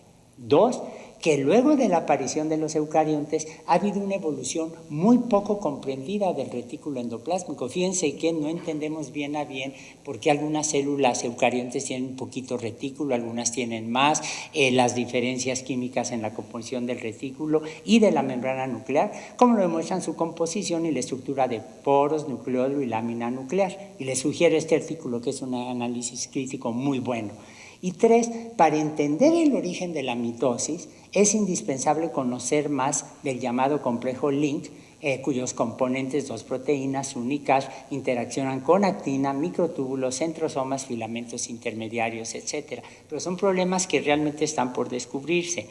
Miren, aquí ven ustedes, está tomado de un libro espléndido, en Molecular Biology of the Cell, y ven ustedes la membrana nuclear, es una entidad que puedo reconocer, pero se dan cuenta la continuidad que tiene con el retículo endoplásmico y se dan cuenta que los poros pues en realidad son agujeros de esa membrana nuclear. Se dan cuenta que tengo lámina, que la lámina interna, etc. No quisiera minimizar en modo alguno los poros o las estructuras del núcleo. Se acaba de publicar un esquema precioso, bueno, el artículo completo es precioso, en Science, en donde pueden ver ustedes las proteínas pegadas al interior, en la cara interna de los poros. Muchas proteínas de aquí son resultado de duplicaciones y se dan cuenta que esto me habla de una evolución posterior extraordinariamente complicada, ya que tuve un poro. Es decir, cuando yo veo un núcleo, lo que estoy viendo es invaginaciones de las membranas, vesículas internas, veo el DNA asociado con distintos complejos, y algunas de estas estructuras veo que están presentes en arqueas y están presentes en bacterias. De manera que claramente el nucleocitoplasma, lo que llamo el nucleocitoplasma, tiene un componente arqueano y un componente bacteriano. Ahora, la pregunta natural es, ¿y de dónde salió el nucleocitoplasma? Todos ustedes saben que Carl Woese y su grupo, especialmente con George Fox, usa el RNA ribosomal 16-18 para eucariontes, 16 para procariontes, para hacer filogenias moleculares. Y se publican estos espléndidos árboles evolutivos en donde empiezan a hablar de dominios. Empiezan a hablar del dominio arquea, el dominio nucleocitoplasmático y el dominio bacteria. La publicación de estos árboles dio origen a un debate que no hemos superado. Es un debate brutal porque hay quienes dicen esto es reduccionismo, no sirve para reflejarme los organismos completos, es en realidad la evolución de una molécula y no de todo el aparato biológico, y tienen razón. Pero al mismo tiempo esto dio origen a un conflicto brutal que nunca se pudo resolver entre Lynn Margulis, que decía estudiemos al organismo, y Carl Woese decía conozcamos las moléculas. Los dos tenían razón. Los dos tenían razón, pero en realidad en lo que se tradujo es una confrontación de puntos de vista complementarios en donde Lynn Margulis decía estudiemos al organismo y su entorno, y Carl Woese decía no, estudiemos las moléculas y las moléculas me van a reflejar la filogenia de los sistemas. Y les puedo poner un ejemplo muy concreto de ese debate cuando le enseñé a Lynn Margulis. Estaba yo en Amherst, le enseño este árbol, ella desde luego ya lo conocía, y le dije, mira Lynn, aquí ves tú a las proteobacterias parientes de las mitocondrias y a las cianobacterias parientes de los plástidos, tu teoría ya se comprobó. Y Lynn me contestó sin el menor asomo de arrogancia, con una frase maravillosa, mi teoría ya estaba comprobada. Y tenía razón. Porque lo que Lynn estaba diciendo es la anatomía, la fisiología, la ecología, el registro paleontológico apoyan la teoría de endosimbiosis. Esto es una comprobación adicional. ¿Se dan ustedes cuenta que para los que trabajamos en bioinformática o en filogenias moleculares, estos son instrumentos poderosísimos que nunca debemos desdeñar? Pero el buen evolucionista, el buen estudioso de lo que es la evolución, no tiene que tomar una actitud ecléctica y usar todo lo posible para defender una hipótesis evolutiva como la correcta. Bueno, en un momento dado, este árbol con 3 grandes ramas se convirtió en un árbol de 2 ramas. Se pudo enraizar el árbol, ahora tenemos distintos métodos bioinformáticos para demostrar que lo que se veían como 3 ramas en realidad son 2, una donde están las bacterias y otra que demuestra que los eucariontes son en realidad una arquea. Y aquí entra en acción un personaje absolutamente maravilloso que comenzó haciendo ecología microbiana y que ahora se ha convertido en uno de los grandes teóricos en el origen de los eucariontes. Thijs Septema, un investigador holandés en Suecia, que comenzó a estudiar las arquea, estos procariontes raros, en fuentes hidrotermales cercanos a Escandinavia. Y él reportó la presencia, usando primero metagenómica, de estas asociaciones, estas asociaciones simbióticas entre bacterias que producen hidrógeno asociadas con arqueas que se dan ustedes cuenta, se envuelven, extienden esta especie de tentáculos y se quedan muy cerquita. Y él propuso estas en realidad, cuando encontró aquí algunos genes de profilina y demás, dijo, estas en realidad son los ancestros o representantes actuales de los ancestros de los eucariontes. Hubo gente que protestó. Patrick Forter, que es un excelente amigo en la Universidad de Orsay y en el Instituto Pasteur, dijo, de ninguna manera, que hay contaminación, la metagenómica me puede inducir muchos errores, etc. Pero, en forma callada, los japoneses ya llevaban 12 años tratando de cultivar estas bacterias, estas arqueas que se llaman Asgard. 12 años. Aquí hay una lección que es maravillosa. Para hacer buena ciencia no puedo estar dependiendo de proyectos económicos, cuyo apoyo económico depende de 1 año o 2 años o de 3 años. En Japón es totalmente distinta la forma de financiación y es algo que no hemos aprendido. Durante 12 años este grupo japonés estuvo viendo estas Asgard, es el nombre que se les da, estos procariontes, y finalmente lograron un cultivo puro. Y ahora sí, lo secuenciamos y ya no tenemos ninguna duda de que no hay un problema de contaminación por parte de eucariontes o de orquídeas. Y lo primero que encontraron fue que había profilina, que los que se dedican a la biología celular lo saben, es una proteína que se asocia a la actina y está involucrada en el citoesqueleto. Tiene un papel directo en el crecimiento de los microfilamentos que participan en la determinación de la forma celular, movimiento de eucariontes, etc. Está presente en todos los eucariontes y en Asgard, que son unas arqueas. Pero aquí lo que quiero subrayar es el concepto. Marcadores, proteínas, que son marcadores moleculares de eucariontes. En arqueas estoy encontrando una molécula, en procariontes estoy encontrando una molécula que es típicamente eucarionte. Y esto ha avanzado de una manera maravillosa. Por ejemplo, este año se publicó ya la tubulina de arqueas comparado con la beta-tubulina de bacterias y se dan cuenta en estas estructuras terciarias, miren, las hojas betas aquí, perfectas, son claramente homólogas, no tenemos ninguna duda. Y si se comparan con FITC, la proteína esa que se acuerdan forma el cuello cuando una bacteria se está replicando, también aquí ve uno las hojas beta y las hélices alfa, no hay ninguna duda. Y aquí ven ustedes este resultado que es precioso, publicado hace unos cuantos meses, donde ven FITC es homólogo al equivalente a la proteína que se expresa cuando se forma la cinturita en las arqueas y son homólogas a las tubulinas.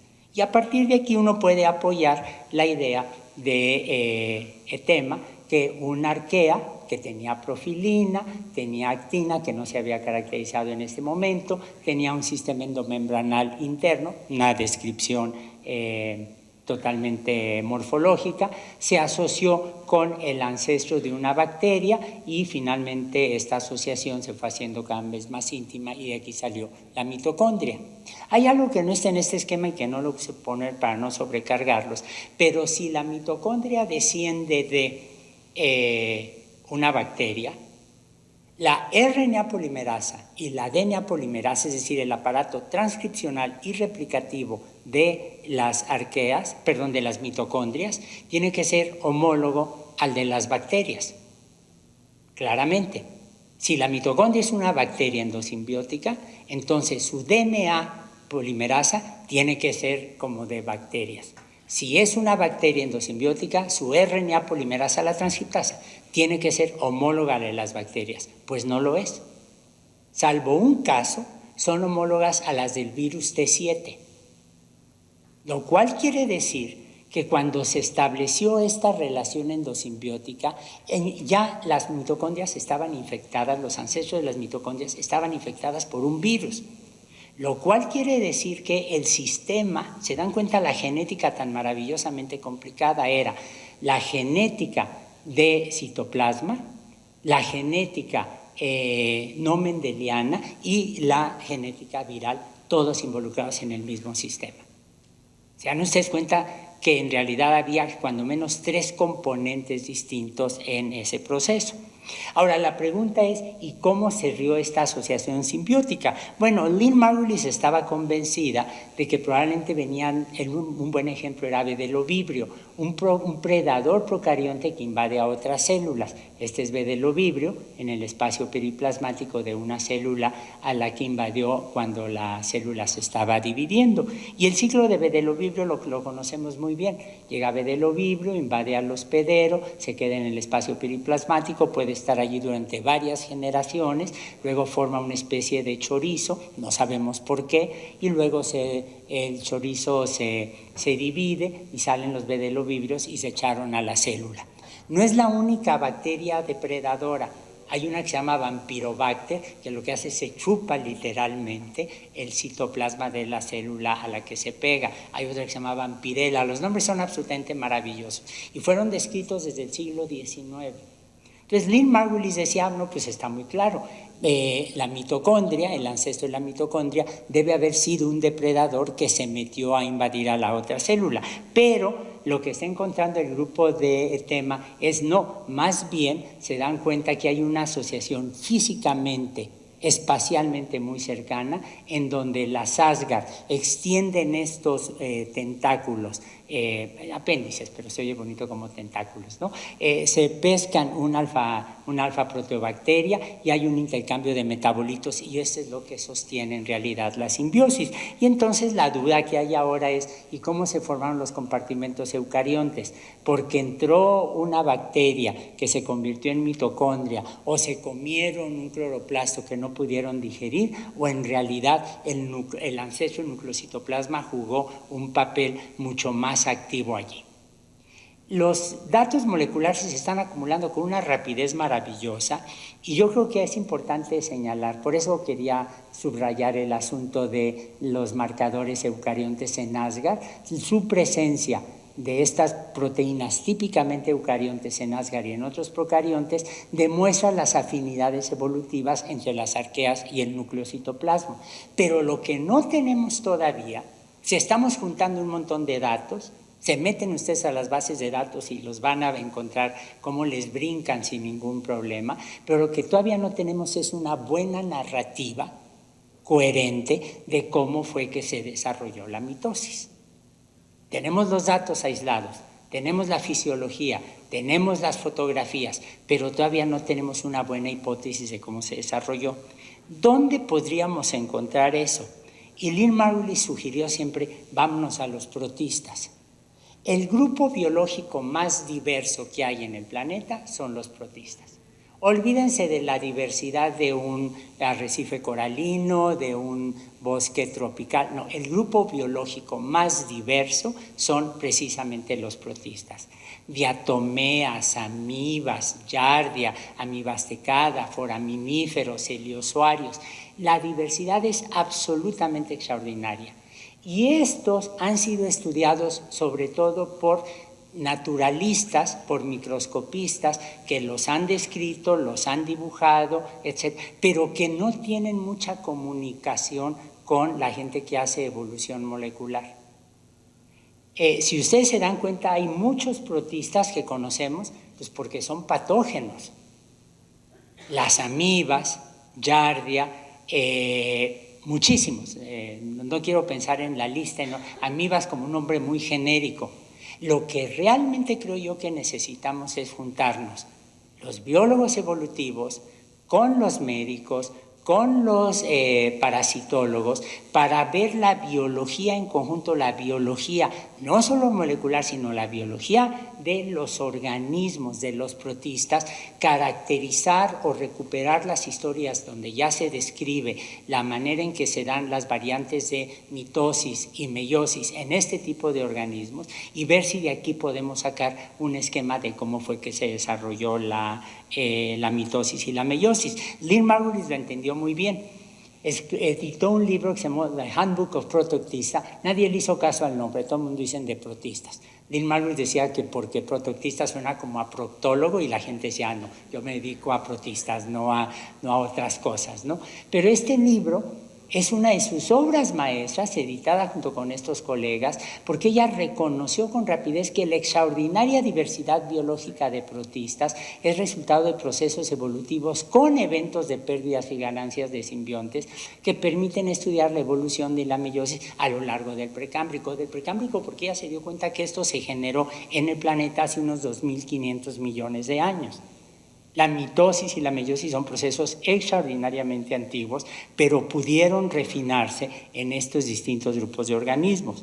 Para resumir, ¿qué es lo que nos dice la teoría de endosimbiosis? 1. Señala la importancia central de la simbiosis como mecanismo evolutivo. No tenemos dudas. 2. Implica la necesidad de pensar no solo en términos nucleares, sino también organísmicos. Las moléculas tienen un origen. Veamos el organismo, de dónde salieron, veamos qué come el organismo, cómo se reproduce, dónde vive, a qué se asocia. 3. El significado evolutivo de la pérdida de genes en la integración de consorcios microbianos.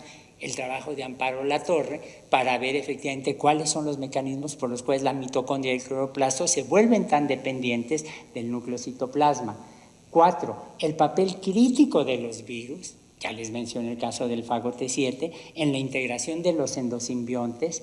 5. La importancia de la herencia estructural en la evolución celular. Tenemos que voltear a ver qué pasa con los priones, como un ejemplo de saber qué pasa con el cinetosoma, con los centriolos, etc. 6. La necesidad de comprender la historia evolutiva de los protistas. En México hay muchísima gente dedicada a los protistas porque son típicos parásitos de países con una geografía como el nuestro.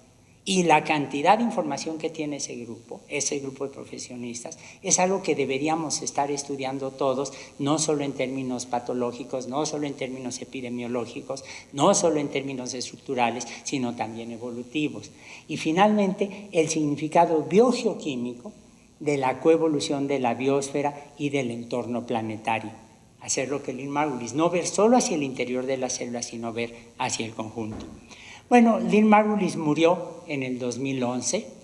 El mejor epitafio que se le puede hacer a Lynn Margulis, es decir, cuántas preguntas nos dejó. La suerte de quienes tuvimos, enorme que tuvimos, quienes fuimos sus amigos, sus alumnos, sus colegas, yo creo que la resume muy bien una amiga de la NASA que dice, hasta cuando se equivocó tenía razón. Muchas gracias.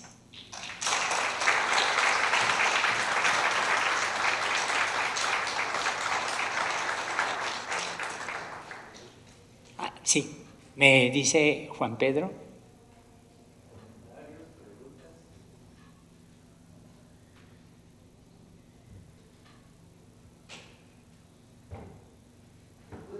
Por favor. O sea, tu plática, ¿se escucha? Sí. Tu plática deja, no sé cómo describirlo, apabullar.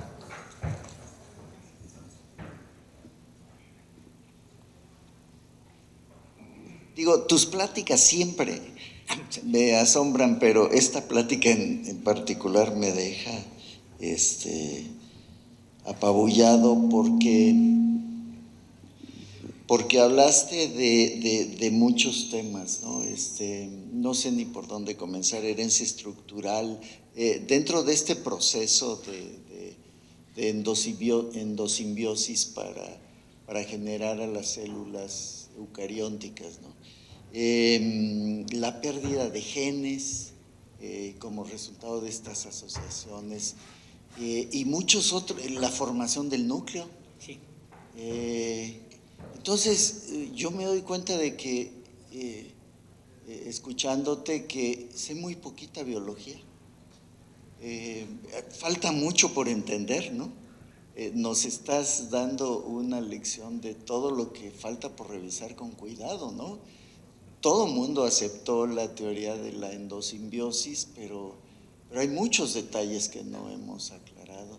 Entonces, tú mencionas muchas bibliografías, pero yo me pregunto, ¿qué tan floreciente es el campo? Porque da la impresión de que hay mucho por hacer. Entonces, verdaderamente se está metiendo la gente a esto. Sí, es un buen comentario, muy buen comentario, y yo lo que creo que la lección principal debería ser, nos falta mucha biología por aprender. Conociendo a Lynn Margulis, miren, a mí había muchas cosas de Lynn Margulis que me daban envidia de la buena, pero una de ellas era, o sea, yo no soy un biólogo de campo. A mí eso de salir al campo y acampar, si no llevo pijama y no hay una ducha, no. Pero salir al campo con Lynn Margulis era una maravilla, porque Lynn Margulis decidió que no sabía geología. Y entonces salir al campo con ella era decir, bueno, sí, este eucalipto, pero ya vieron el suelo calizo y este mineral que tiene. Yo cuando escucho a un geoquímico, a alguien dedicado a la geología, me muero de la envidia, porque ese es uno de los grandes errores que tenemos en la formación de los profesionales de la biología actualmente en México. Es una falla común que se extiende a muchos años, desde que yo era estudiante. Tuve un excelente maestro de biología, don Isaac Ochoterena, que era espléndido, pero nunca aprendí geoquímica. A mí cuando alguien me dice así, el feldespato tiene estas y estas elementos, no entiendo bien a bien ni siquiera cómo es la estructura de esas asociaciones. Y yo creo que eso es algo que también deberíamos aprender. Ahora, como no va a haber una sola bióloga, un solo biólogo que sepa biología estructural, uso del microscopio electrónico, la ecología microbiana, la parasitología, etcétera, el secreto es muy sencillo, formar grupos. Yo, por ejemplo, recuerdo muy bien cuando aquí fui invitado a algunos seminarios en el grupo del doctor Martínez Palomo para hablar de Giardia, yo me quedaba atónito. Y cuando yo les dije, oigan, Giardia es el más bajito que conocemos en la rama de los eucariontes, algunos no sabían eso. Entonces, el secreto es muy sencillo, formar grupos inter y multidisciplinarios que estén aprovechando la información que está ahí de muchos grupos para poder entenderlo en términos adecuados. Ahora hay algo que no mencioné porque esperaba que salieran las preguntas, así que me adelanto. Si se dan cuenta, aquí hay una diferencia generacional muy fuerte. Los estudiantes que están aquí crecieron con la idea del microbioma humano como un elemento importante en el estudio de la salud de las personas. Los que no somos estudiantes nunca crecimos con el concepto de microbioma. Lynn Margulis fue realmente precursor en insistir, tenemos que dejar a los microbios atrás, dejar de verlos como patógenos y darnos cuenta que nosotros mismos somos ejemplos de esa asociación. Y yo creo que es una bendición enorme que ahora los médicos piensen en esos términos. Sabemos que si te dan un antibiótico, te cambian tu microbiota intestinal y esa microbiota intestinal te va a dejar con una serie de problemas durante un rato, muchos ratos. Fíjense cómo se habla siempre en términos muy poco elegantes de los trasplantes de excremento, por ejemplo. Entonces, ellos finalmente son estudios de microbioma. Y Lynn Margulis fue claramente una precursora de ese estudio. El paradigma está cambiando, pero como no vamos a estar todos para entender todo ese cambio, pues juntémonos en grupos, ¿no? Para mí esa sería la solución. Y sí, sabemos muy poquita biología. Perdón, Perdón, sí. Bueno, primero que nada, qué gusto escucharle otra vez. Después de 30 años más o menos, cuando recibí ese curso de origen de la vida, ahí en la Facultad de Ciencias. Un deleite como siempre. Gracias. Pero yo creo que algo que me llama mucho la atención, a lo mejor ahora quizá también un poco más conocimiento que uno va teniendo, pero recuerdo de las pláticas, de las clases de hace 30 años, a lo que ahorita nos vienes a comentar, pues es un mundo enorme, enorme de información, ¿no?, que ha surgido en los últimos años. Cada vez conocemos un poco más y a la vez no terminamos de comprender todos los fenómenos, ¿no? Y a pesar de la cantidad de información que se genera, o que se ha generado en los últimos años. Entonces queda muy claro ahora en esta plática, 30 años después, decir que seguimos teniendo varias incógnitas, pero que muchas de ellas han ido teniendo cada vez más evidencia que favorecen justamente lo que decía Margulis. Ya estaba comprobado, ¿no? Simplemente las nuevas evidencias soportan lo que esa teoría tenía, lo cual quiere decir que con las observaciones que tuvo previamente en su momento, pudo generar un conocimiento de avanzada y que con el tiempo lo que se hace es comprobar muchas de esas teorías, ¿no? Entonces es fantástico escucharlo tantos años después, con nuevas evidencias, con nuevas técnicas, con nuevos enfoques, y que al final lo que dice es cierto, la parte multidisciplinaria es lo que finalmente va a poder ayudar a resolver los problemas de la vida y entender los orígenes justamente también de las células eucariontes. Muchas gracias por su plática, doctor. Muchísimas gracias. Bueno, una pregunta.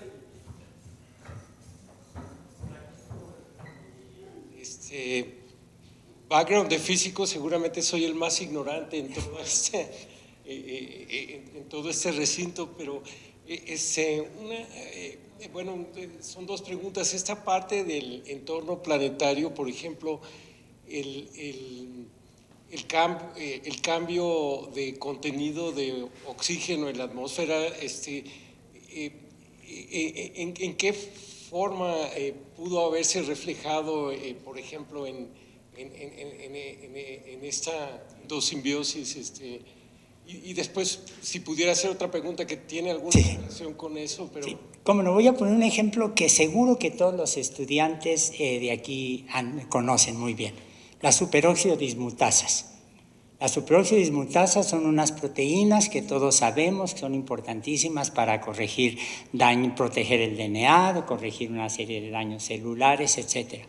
Las superóxido dismutasas son proteínas estrictamente dependientes de cobre. Si no hay cobre, no funcionan. Mientras no haya oxígeno libre, el cobre no puede estar disponible en la tierra primitiva. El cobre va a estar en sedimento atrapado. En el momento en que yo tengo fotosíntesis aerobia, fotosistema 1 y 2, allí Carlos Gómez Rojero, ¿no? Empiezo a tener cianobacterias, acumulo oxígeno libre, entonces el cobre empieza a ser muy abundante y entonces vuelve disponible como un elemento que puede ser utilizado por los seres vivos.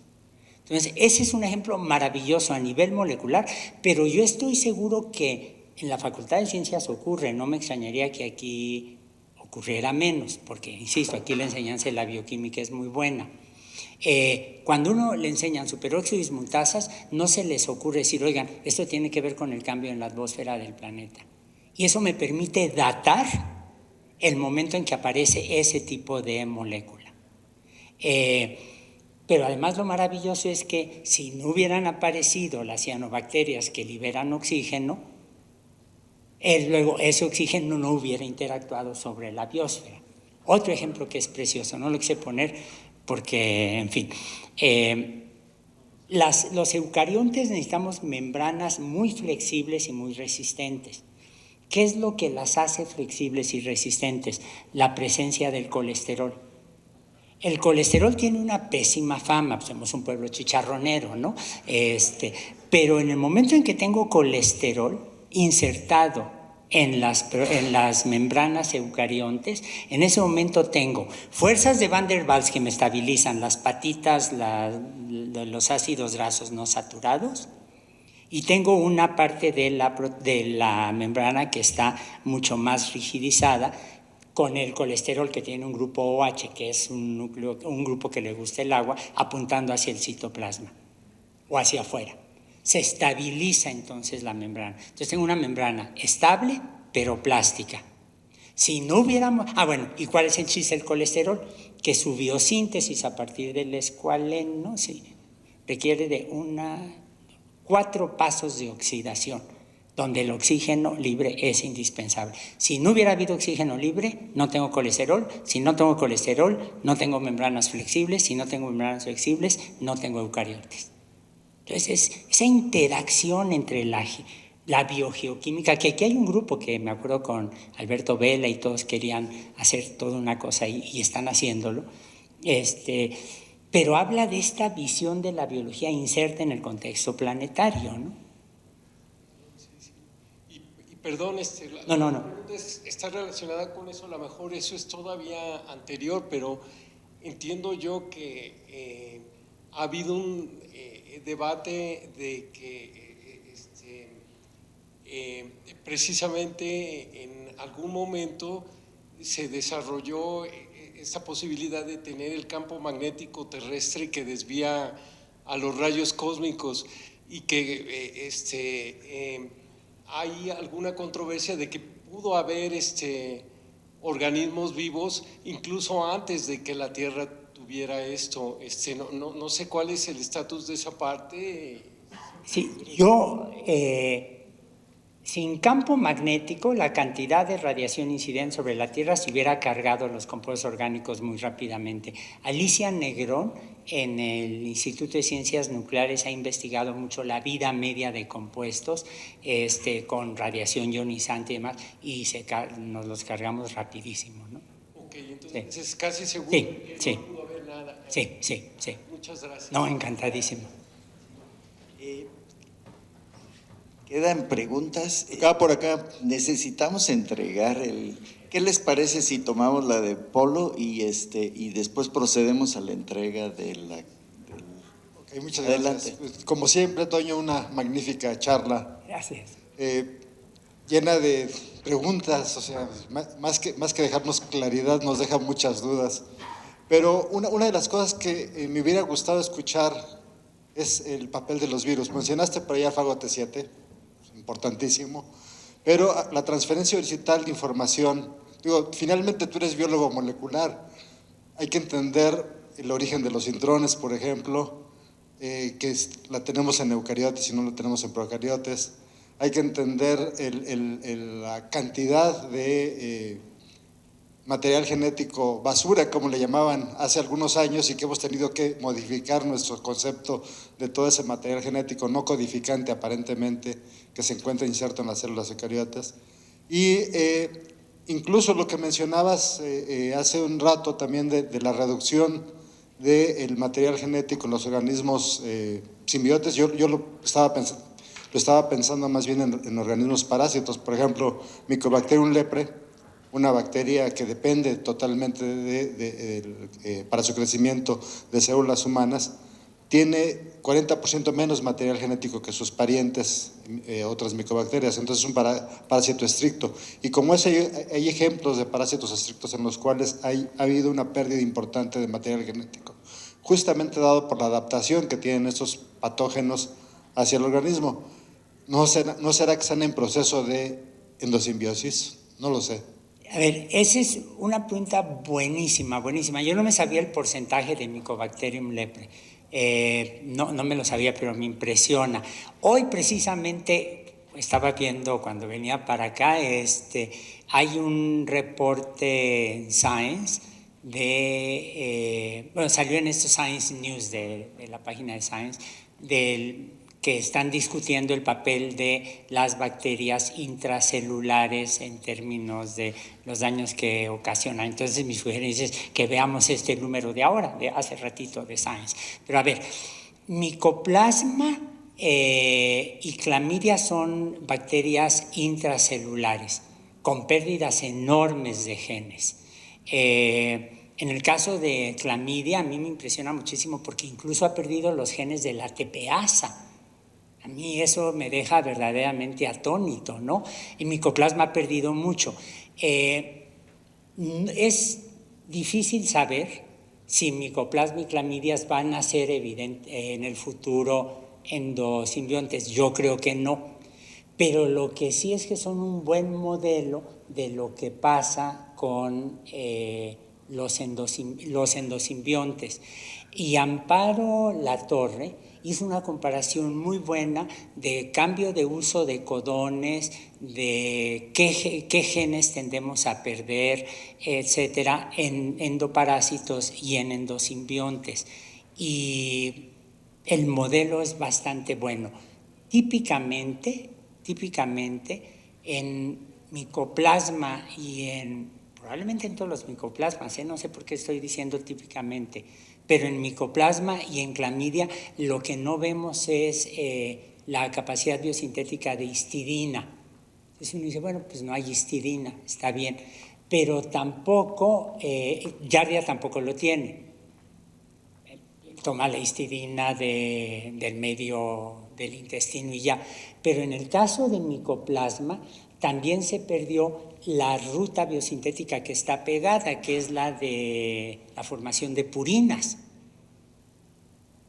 Entonces, si no tengo purinas, ya Mycoplasma en realidad no se puede multiplicar si el hospedero no se lo permite, entre comillas.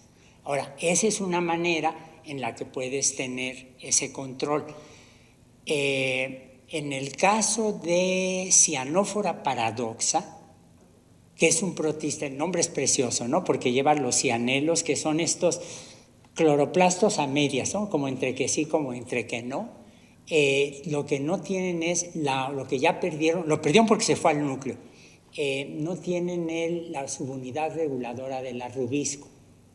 Entonces, si no tiene la regulación, pues la producción, la actividad del arrubisco va a ser totalmente aleatoria. Entonces, tiene esa dependencia con el nucleocitoplasma del protista donde está habitando. No hay un buen estudio, hasta donde yo sé, salvo lo de Amparo Latorre, de los grupos de genes que se pierden o las rutas biosintéticas que se pierden o las genes reguladoras así. Sería, aparte de ese trabajo que es de hace varios años, sería interesante volver a eso, ahora con los genomas que van a estar disponibles, ¿no? Ahora, sí debo decir que nunca me habían dicho biólogo molecular. No sé cómo sentirme con eso.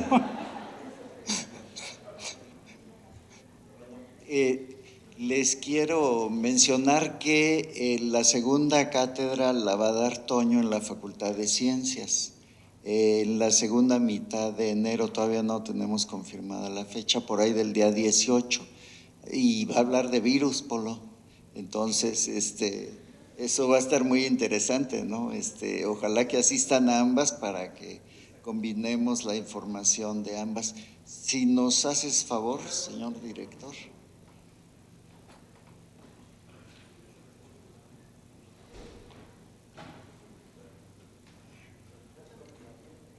Me pongo de este lado. Sí. Pues, muchas gracias y muchas felicidades, Toño. Ha sido un honor que darnos. Muchas gracias. La medalla de la cátedra de la Fundación Miguel Alemán. Muchísimas gracias, Toño.